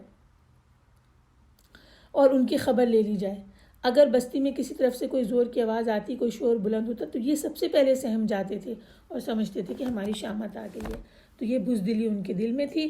اب اللہ نے بتا دیا کہ یہ پکے دشمن ہیں، ان سے بچ کر رہو، اللہ کی مہار ان پر یہ کدھر الٹے پھرائے جا رہے ہیں۔ ابھی مومنین سے کہا گیا کہ جو کھلے ہوئے دشمن ہیں وہ پھر بھی آسان ہوتے ہیں ان سے نمٹنا، یہ تو چھپے ہوئے دشمن ہیں، تم ان سے بالکل دھوکہ نہ کھاؤ۔ یہاں وارن کر دیا گیا ہے کہ یہ کسی وقت بھی تمہارے اوپر حملہ آور ہو سکتے ہیں، اندر سے یا باہر سے۔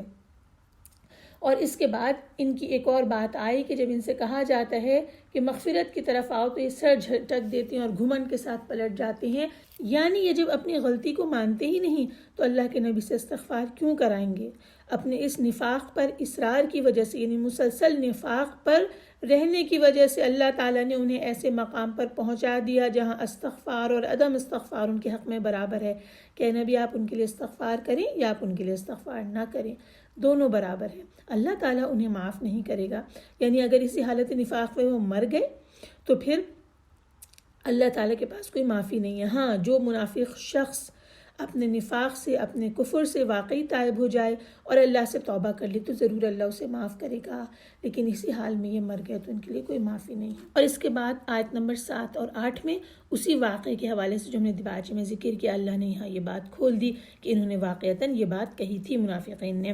اور اس کے بعد آخری جو آیات آ رہی ہیں اس میں اہل ایمان کا ذکر آ رہا ہے کہ اہل ایمان سے کہا جا رہا ہے کہ مال اور اولاد کی محبت تم پہ اتنی نہ غالب آ جائے کہ تم اللہ کے بتائے ہوئے احکام سے غافل ہو جاؤ، اللہ کی قائم کردہ حلال اور حرام کی حدود کی پرواہ نہ کرو۔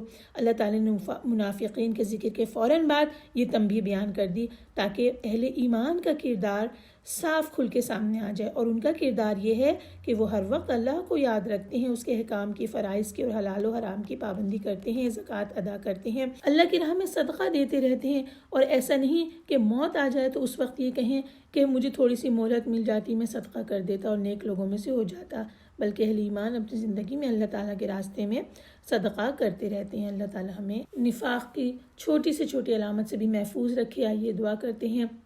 اللہم طاہر قلبی من النفاق وعملی من الریا ولسانی من الکذب فإنک تعلم خائنۃ الأعین وما تخفی الصدور۔ آمین۔ اگلی سورت کا نمبر ہے 64 اور سورہ التغابن جو کہ مدنی سورت ہے۔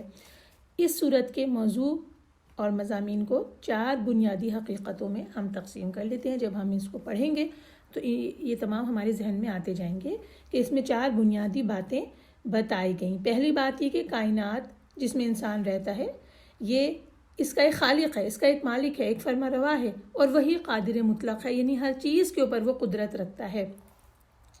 دوسرا یہ کہ وہ جس نے کہ یہ کائنات بنائی ہے یہ بے مقصد بے حکمت نہیں بنائی ہے، اور یہ کوئی فضول تماشا نہیں ہے جو خواہ شروع ہوا اور خواہ ختم ہو جائے گا۔ تیسری بات یہ کہ اللہ تعالیٰ نے جو تمہیں پیدا کیا اور اس کائنات کو پیدا کیا وہ دراصل یہ دیکھ رہا ہے کہ اسے جو تمہیں جو اس نے اختیارات دیے ہیں اس کو تم کس طرح استعمال کرتے ہو اس کائنات میں۔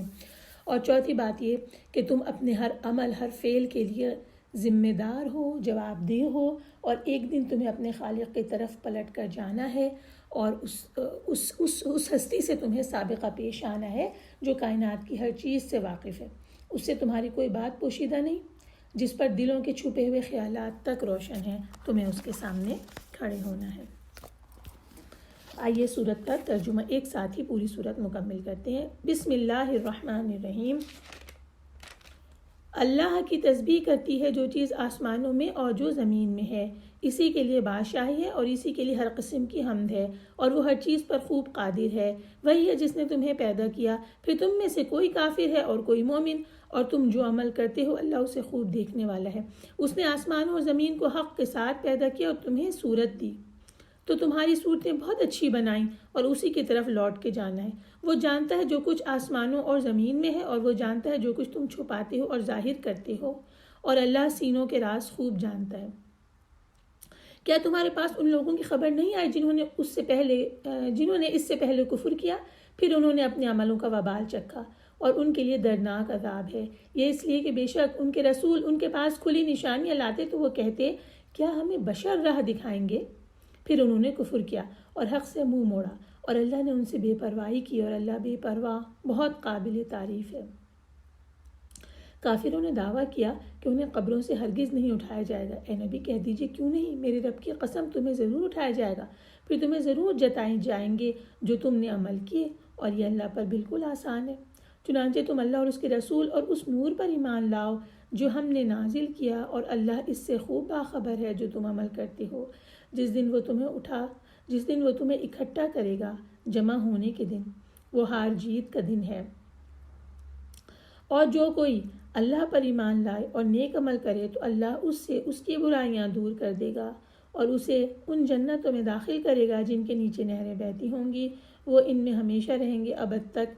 یہی عظیم کامیابی ہے، اور جن لوگوں نے کفر کیا اور ہماری آیات جھٹلائیں وہی دوزخ والے ہیں، وہ اس میں ہمیشہ رہیں گے اور وہ برا ٹھکانہ ہے۔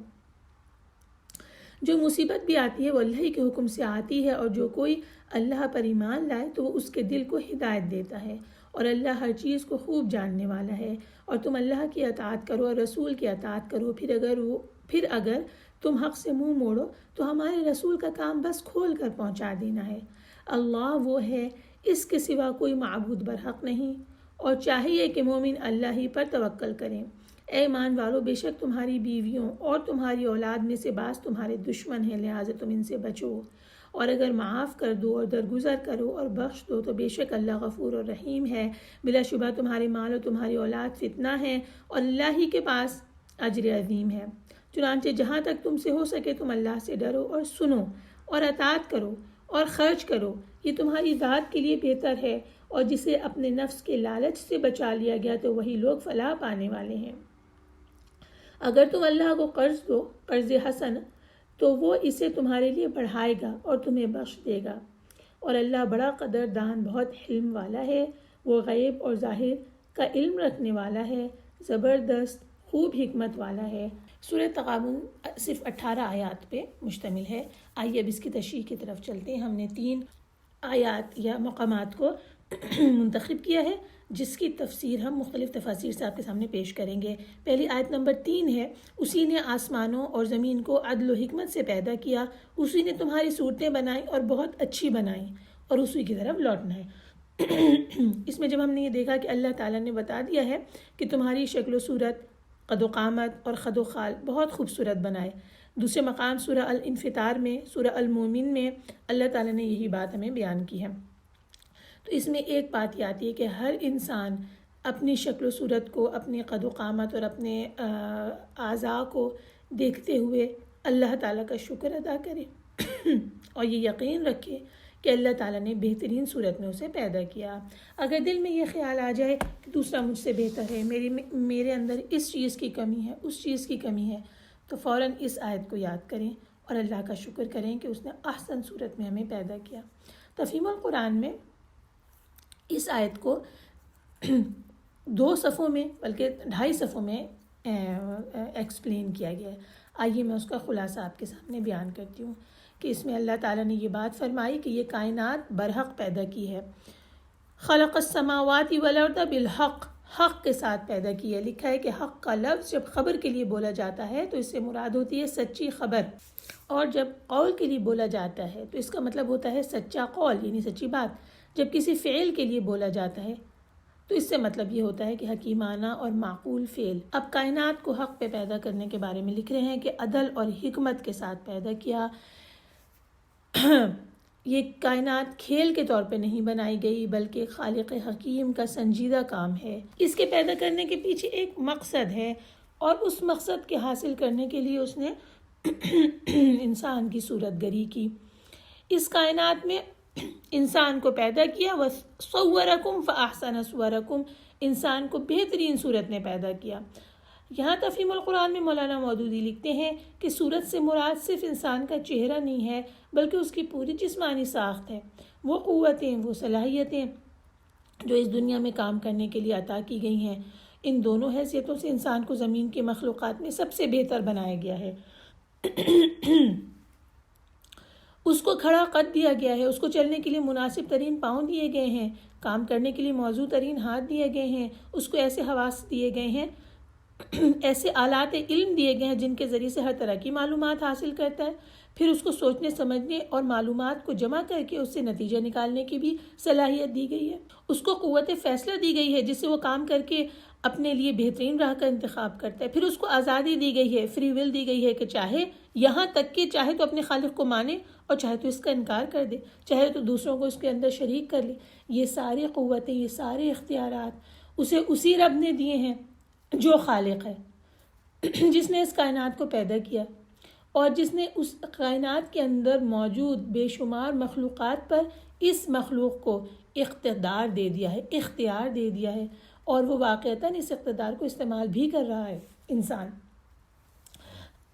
اب یہ جو 2 باتیں اوپر بیان کر دی گئیں کہ خالق نے حق کے اوپر اس کائنات کو پیدا کر دیا اور انسان کو بہترین صورت دے دی، ان دونوں باتوں کا ایک منطقی نتیجہ نکلتا ہے جو کہ تیسری بات ہے جو اس آیت کا تیسرا ٹکڑا ہے، وَإِلَيْهِ الْمَصِيرُ، کہ اسی کی طرف لوٹ کر جانا ہے۔ ظاہر بات ہے کہ جب ایسے حکیمانہ اور بامقصد نظام میں اللہ نے اتنی با اختیار مخلوق پیدا کر دی ہے، اس کی حکمت کا یہی تقاضا ہے کہ وہ اس مخلوق کو غیر ذمہ دار بنا کر نہیں چھوڑے گا، بلکہ مخلوق اس ہستی کے سامنے جواب دہ ہوگی جس نے اسے ان اختیارات کے ساتھ اپنی کائنات میں یہ مقام اور یہ مرتبہ عطا کر دیا، اور جب یہ اللہ کے پاس پلٹے گی تو پھر اللہ تعالیٰ اس سے اس کا جواب لیں گے۔ پھر یہ کس دن ہوگا؟ یہ آیت نمبر 9 جو ہم نے اس میں سے منتخب کی، اس میں اس کا جواب آ گیا کہ جس دن تم سب کو اس جمع ہونے کے دن جمع کرے گا، وہی ہے یوم التغابن۔ اب دیکھیں یہاں پر قیامت کے 2 نام آئے ہیں، یوم الجمعہ بھی اور یوم التغابن بھی۔ اچھا، قیامت کو یوم الجمعہ اس لیے کہا گیا کہ اس دن اول و آخر سب ایک ہی میدان میں جمع ہوں گے، فرشتہ پکارے گا تو سب اس کی آواز سنیں گے، ہر ایک کی نگاہ آخر تک پہنچ جائے گی، درمیان میں کوئی چیز حائل نہیں ہوگی۔ ہود میں اس طرح آیا ذالک یوم مجموع لہ الناس وذالک یوم مشہود، وہ دن جس میں سب لوگ جمع کیے جائیں گے اور وہ دن ہے جس میں سب حاضر کیے جائیں گے۔ سورہ واقعہ میں ہے قل ان الاولین والآخرین لمجموعون الی میقات یوم معلوم، یہ یوم الجمعہ ہوا۔ اب اس کے بعد یوم التغابن کا معنی دیکھتے ہیں کہ یہ تغابن کو لکھ رہے ہیں ہار اور جیت کا دن، یعنی ایک گروہ ہار جائے گا، ایک گروہ جیت جائے گا۔ اہل حق اہل باطن پر، ایمان والے اہل کفر پر، اطاعت کرنے والے معصیت کرنے والوں پر جیت جائیں گے۔ اور سب سے بڑی جیت اہل ایمان کو یہ حاصل ہوگی کہ انہیں جنت ملے گی، وہاں وہ ان گھروں کے بھی مالک بن جائیں گے جو ان جہنمیوں کے لیے تیار کیے گئے تھے اگر وہ جہنم میں جانے والے کام نہ کرتے، تو ان گھروں کے بھی اہل جنت مالک بن جائیں گے۔ یہ بھی ان کی جیت ہے اہل جہنمیوں پر۔ اب ہار کی طرف آتے ہیں۔ سب سے بڑی ہار جہنمیوں کے حصے میں آئے گی۔ انہوں نے خیر کو شر سے، عمدہ کو گندی چیز سے اور نعمتوں کو عذاب سے بدل لیا، لہٰذا ان کے لیے یہ نقصان کا دن ہوگا۔ اس کے بعد ہم آیت نمبر 14 اور 15 کی طرف آتے ہیں، جس میں ایک حقیقت بیان ہوئی اور اس کا ایک سبب نزول بیان کیا گیا۔ آیت 14 کا کہ اے ایمان والو، تمہاری بعض بیویاں اور بعض بچے تمہارے دشمن ہیں، پس ان سے ہوشیار رہنا، اور اگر تم معاف کر دو اور درگزر کر جاؤ اور بخش دو تو اللہ بخشنے والا مہربان ہے۔ اس کا سبب نزول یہ بیان کیا گیا کہ مکہ میں مسلمان ہونے والے بعض مسلمانوں نے مکہ چھوڑ کر مدینہ آنے کا ارادہ کر لیا تھا، اور ہجرت کے وقت یہ حکم تاکید کے ساتھ دیا گیا تھا کہ ہجرت کر لی جائے تو انہیں کرنی چاہیے تھی، لیکن ان کے بیوی بچے آڑے آ گئے اور انہوں نے انہیں ہجرت کرنے نہیں دی۔ بعد میں انہیں اپنے بیوی بچوں میں بہت غصہ آیا تو انہیں سزا دینے کا ارادہ کر لیا، لیکن اللہ تعالیٰ نے اس آیت میں بتایا کہ انہیں معاف کر دو اور درگزر سے کام لو اور بخش دو تو اللہ تعالیٰ نہایت بخشنے والا اور مہربان ہے۔ اور اس کے بعد آیت نمبر 15 میں بتایا جا رہا ہے کہ مال اور اولاد میں انسان کے لیے فتنہ ہے۔ اس میں لکھا گیا ہے کہ فتنہ اس لحاظ سے ہے کہ مال اور اولاد جہاں اللہ کی نعمتیں ہیں وہاں آزمائش بھی ہیں۔ اللہ تعالیٰ اس طریقے سے یہ دیکھتا ہے کہ کون میرا اطاعت گزار ہے اور کون نافرمان ہے، تو پھر کیا کریں؟ اہل ایمان اس فتنے سے کیسے بچیں؟ یہ بھی بات بتاتی گئی کہ ان کی اطاعت معصیت کے اندر، اللہ تعالیٰ کی نافرمانی میں ان کی کوئی اطاعت نہ کرو۔ پھر اس کا علاج یہ ہے کہ تم فاتقوا اللہ ما استطعتم، تم جہاں تک ہو سکے اللہ سے ڈرو۔ پھر اس کے بعد بتا دیا گیا واسمعوا واطیعوا، کہ اس کے احکام کو سنو اور اطاعت کرو، یعنی اللہ اور اس کا رسول جو حکم دے اس کے اطاعت گزار بن جاؤ۔ یہ نہ دیکھو کہ دوسرے لوگ کیا کہہ رہے ہیں، بلکہ تم اس کام کو کرو۔ اور پھر کہا گیا وانفقوا خیرا لانفسکم، اور خرچ کرو، یہ تمہارے نفسوں کے لیے بہتر ہے، اور اللہ تعالیٰ کو قرض حسن دو جو تمہیں بڑھا چڑھا کر وہ واپس کرے گا۔ اب ہم اگلی صورت کی طرف چلتے ہیں جو کہ 65 صورت ہے، سورہ الطلاق۔ یہ مدنی صورت ہے اور حضرت عبداللہ ابن مسعود نے اسے سورہ النساء القصریٰ بھی کہا ہے، یعنی چھوٹی سورہ النساء۔ اس میں بھی طلاق کے احکامات بیان ہوئے ہیں۔ سورت کا ترجمہ ایک ساتھ ہی پڑھنے کے بعد ہم اس کے احکامات کا خلاصہ پڑھیں گے۔ بسم اللہ الرحمن الرحیم۔ اے نبی، جب تم عورتوں کو طلاق دینے لگو تو انہیں ان کی عدت دنوں کے آغاز میں طلاق دو اور عدت گنتے رہو، اور اللہ سے جو تمہارا رب ہے ڈرو۔ تم انہیں ان کے گھروں سے نہ نکالو اور نہ وہ خود نکلیں، مگر یہ کہ وہ کوئی کھلی بے حیائی کریں، اور یہ اللہ کی حدیں ہیں، اور جو شخص اللہ کی حدوں سے آگے بڑھے تو یقیناً اس نے خود پہ ظلم کیا۔ اے مخاطب، تو نہیں جانتا شاید اللہ اس طلاق کے بعد کوئی نئی راہ نکال دے؟ پھر جب وہ اپنی عدت ختم ہونے کو پہنچے تو تم انہیں معروف طریقے سے روک لو یا انہیں معروف طریقے سے چھوڑ دو، اور تم اپنے میں سے 2 صاحب عدل آدمی گواہ بنا لو، اور اللہ کے لیے گواہی قائم کرو۔ اس حکم کی اسے نصیحت کی جاتی ہے جو اللہ اور یوم آخر پر ایمان لائے، اور جو شخص اللہ سے ڈرے تو وہ اس کے لیے مشکلات سے نکلنے کا راستہ بنا دیتا ہے، اور وہ اسے رزق دیتا ہے جہاں سے اسے گمان تک نہیں ہوتا، اور جو شخص اللہ پر توکل کرے تو وہ اس کے لیے کافی ہے۔ بے شک اللہ اپنا کام پورا کر کے رہتا ہے، بے شک اللہ نے ہر چیز کے لیے اندازہ مقرر کر رکھا ہے۔ اور وہ جو حیض سے مایوس ہو جائیں تمہاری طلاق یافتہ عورتوں میں سے، اگر تم شک میں پڑو تو ان کی عدت 3 ماہ ہے، اور اسی طرح ان کی بھی جنہیں ابھی حیض نہیں آیا، اور حمل والی عورتوں کی عدت وضع حمل تک ہے۔ اور جو شخص اللہ سے ڈرے تو وہ اس کے لیے اس کے کام میں آسانی فرماتا ہے۔ یہ اللہ کا حکم ہے جسے اس نے تمہاری طرف نازل کیا ہے، اور جو شخص اللہ سے ڈرے تو وہ اس سے اس کی برائیاں دور کر دیتا ہے اور اسے زیادہ اجر دیتا ہے۔ تم انہیں رکھو جہاں تم خود رہتے ہو اپنی حیثیت کے مطابق، اور ان کو تنگ کرنے کے لیے انہیں تکلیف نہ دو، اور اگر وہ طلاق یافتہ عورتیں حمل والیاں ہوں تو وضع حمل تک تم ان پر خرچ کرو، پھر اگر وہ بچے کو تمہارے لیے دودھ پلائیں تو تم انہیں ان کی اجرت دو، اور یہ آپس میں دستور کے مطابق مشورے سے طے کرو، اور اگر تم باہم ضد پکڑ لو تو اسے کوئی اور عورت دودھ پلائے، چاہیے کہ وسعت والا اپنی وسعت کے مطابق خرچ کرے، اور جسے اس کا رزق نپتلا ملے تو وہ اسی میں سے خرچ کرے جو اسے اللہ نے دیا ہے۔ اللہ کسی شخص پر اتنی ہی ذمہ داری ڈالتا ہے جتنا اس نے اسے دیا۔ اللہ تنگی کے بعد جلد آسانی فرما دے گا۔ اور کتنی ہی بستیاں ہیں جنہوں نے اپنے رب اور اس کے رسولوں کے حکم سے سرکشی کی تو ہم نے ان کا شدید محاسبہ کیا اور ہم نے انہیں ہولناک عذاب دیا۔ بالآخر ان بستیوں نے اپنے کرتوتوں کا وبال چکھا اور ان کے کرتوتوں کا انجام خسارہ ہی تھا۔ اللہ نے ان کے لیے شدید عذاب تیار کیا ہے، لہٰذا تم اللہ سے ڈرو اے عقل والو جو ایمان لائے ہو۔ تحقیق اللہ نے تمہاری طرف ذکر یعنی قرآن نازل کیا ہے اور ایک رسول جو تم پر اللہ کی واضح آیات تلاوت کرتا ہے تاکہ ان لوگوں کو نکال لائے جو ایمان لے آئیں اور نیک عمل کریں اندھیروں سے روشنی کی طرف۔ اور جو شخص اللہ پر ایمان لائے اور نیک عمل کرے وہ اسے ان جنتوں میں داخل کرے گا جن کے نیچے نہریں جاری ہوں گی، وہ ان میں ہمیشہ رہیں گے ابد تک۔ اللہ نے اسے خوب رزق دیا ہے۔ اللہ وہ ذات ہے جس نے 7 آسمان پیدا کیے اور زمینیں بھی اتنی ہی، ان کے درمیان اس کا حکم نازل ہوتا ہے تاکہ تم جان لو کہ بلا شبہ اللہ ہر چیز پہ خوب قادر ہے، اور بلا شبہ اللہ نے اپنے علم سے ہر چیز کا احاطہ کر رکھا ہے۔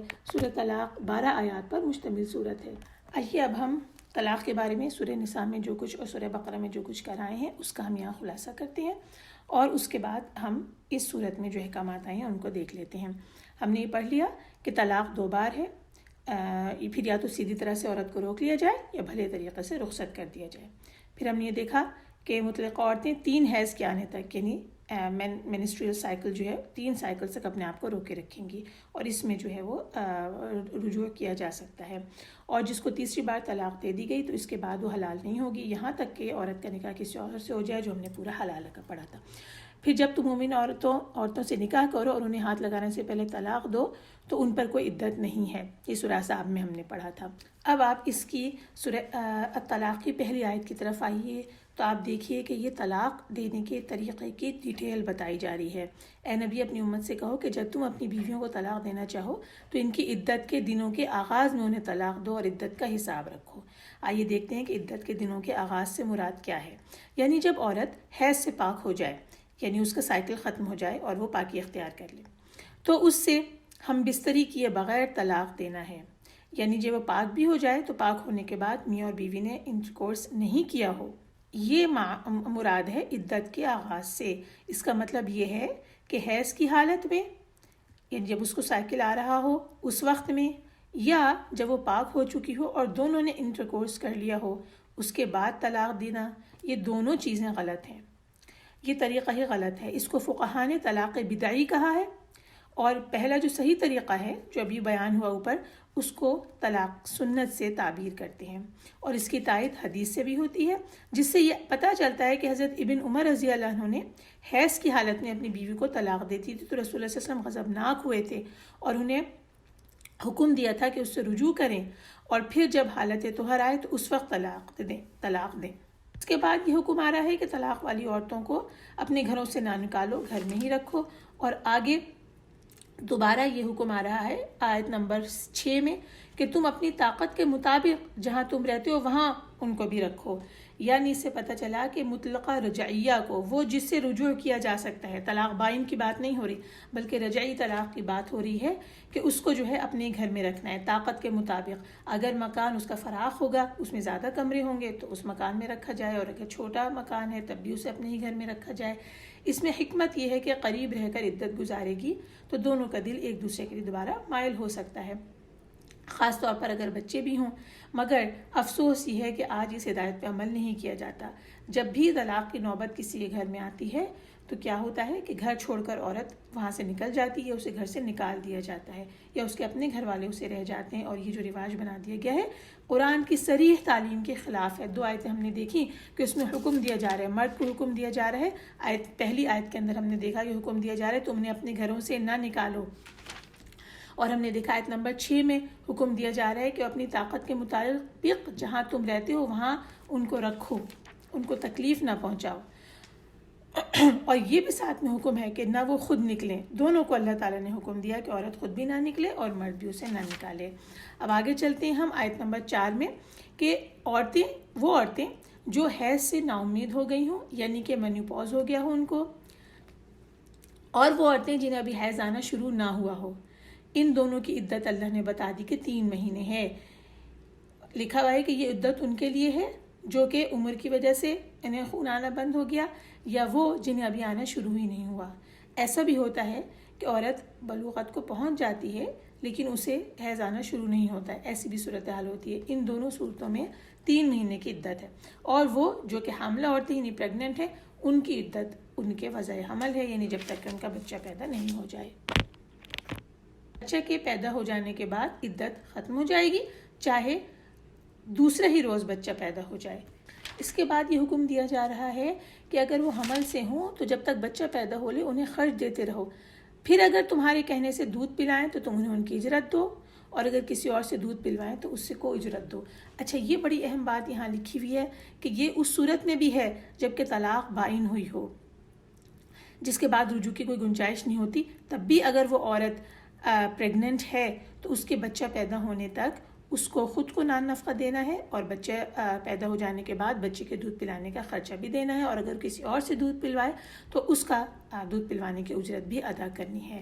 یہ دیکھیے کہ میرے رب نے کس طرح سے ہر ایک کے حقوق اور فرائض متعین کر دیے ہیں۔ یہ بھی بتا دیا کہ اپنی حیثیت کے مطابق دے گا، یعنی دودھ پلانے والی عورتوں کو اجرت اپنی حیثیت و طاقت کے مطابق دے گا۔ اگر اللہ نے اسے مال و دولت میں فراخی دی ہے تو وہ اسی لحاظ سے مزدوری اس کے مقرر کرے گا، اور اگر جس کے پاس کم ہے وہ اس لحاظ سے دے گا۔ اچھا، اب اس کے بعد 2 پوائنٹس اور دیکھ لیتے ہیں۔ ایک تو یہ کہ عدت کے زمانے کا ٹھیک ٹھیک شمار کرو، وَأَحْصُوا الْعِدَّةَ وَاتَّقُوا اللَّهَ رَبَّكُمْ، اللہ سے ڈرو۔ اس کا خطاب مردوں سے بھی ہے اور اس کا خطاب عورتوں سے بھی ہے، اور یہ ان کے خاندان والوں سے بھی ہے، یعنی کہ طلاق کو کھیل نہ سمجھو۔ طلاق کا اہم معاملہ پیش آنے کے بعد یہ بات یاد رکھو کہ کب دی گئی تھی، کب عدت شروع ہوئی، کب اس کو ختم ہونا ہے۔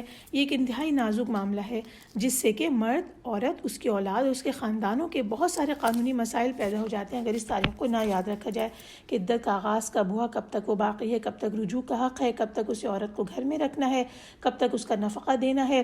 پھر وہ عورت جب وضع حمل کرے گی اس کی وراثت، خود اس عورت کی بھی وراثت، اس عرصے میں اگر اس عورت کے شوہر کا انتقال ہو جاتا ہے تو وہ وارث ہوگی یا نہیں ہوگی، یہ سب نا، اور دوسرا نکاح کر لینے کا حق اسے کب حاصل ہوگا۔ تو یہ اتنے پیچیدہ معاملات ہیں کہ اس میں اس کی عدت کا شمار رکھنا بہت اہم اور ضروری ہے۔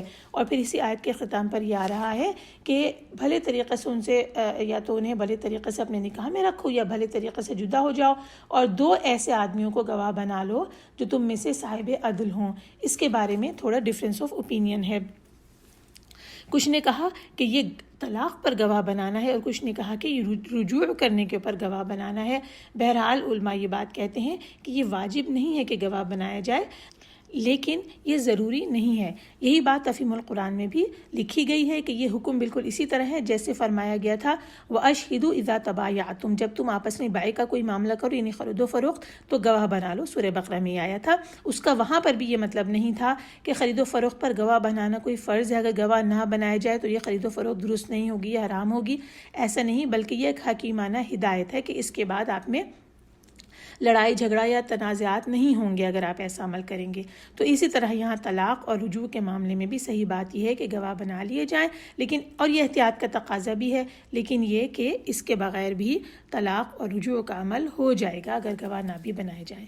وآخر دعوانا الحمد للہ رب العالمین، سبحانک اللہم وبحمدک، نشہد ان لا الہ الا انت، نستغفرک ونتوب الیک۔ آج ہم نے سورہ الطلاق تک کی تفسیر مکمل کی، اور انشاءاللہ ہم کل سورہ التحریم سے آغاز کریں گے جہاں پر ہمارا 28واں پارہ اختتام پذیر ہوتا ہے، اور انشاءاللہ ہم 29ویں پارے کی ابتدا کریں گے۔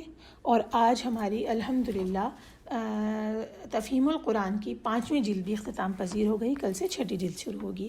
السلام علیکم ورحمۃ اللہ وبرکاتہ۔